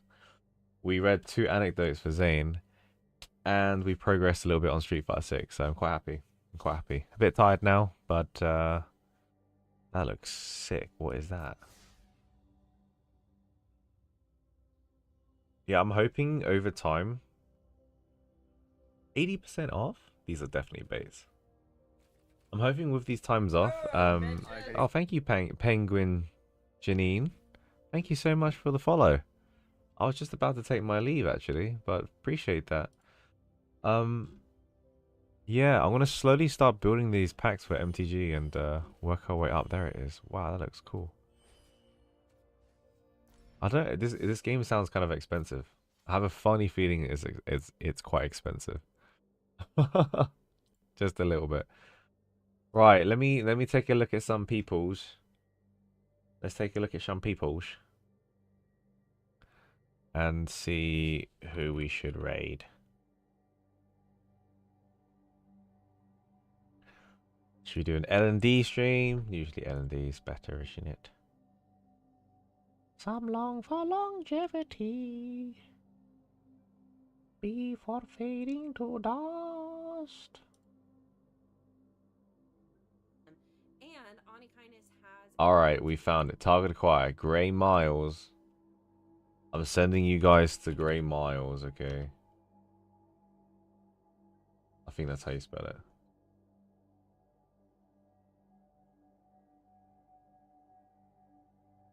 Here we go. Let's take a look at Grey Miles and see how she's doing, alright? Cheers, guys. Let's go. And then for you YouTubey boobies. Cucumbers again? No, we're talking about how big the body of a Lemurian is. Oh my lord. Another raid. Welcome in, Natty Doggo. Hello, hello. Natty Doggo. Oh, I like tell it. you my theories, Christina. Natty But Doggo. you know the raid, For the YouTubers, thanks for watching, guys. It was fun. My name is Ray, if y'all don't know me. I See you around, yeah. See you on the am a Discords. super And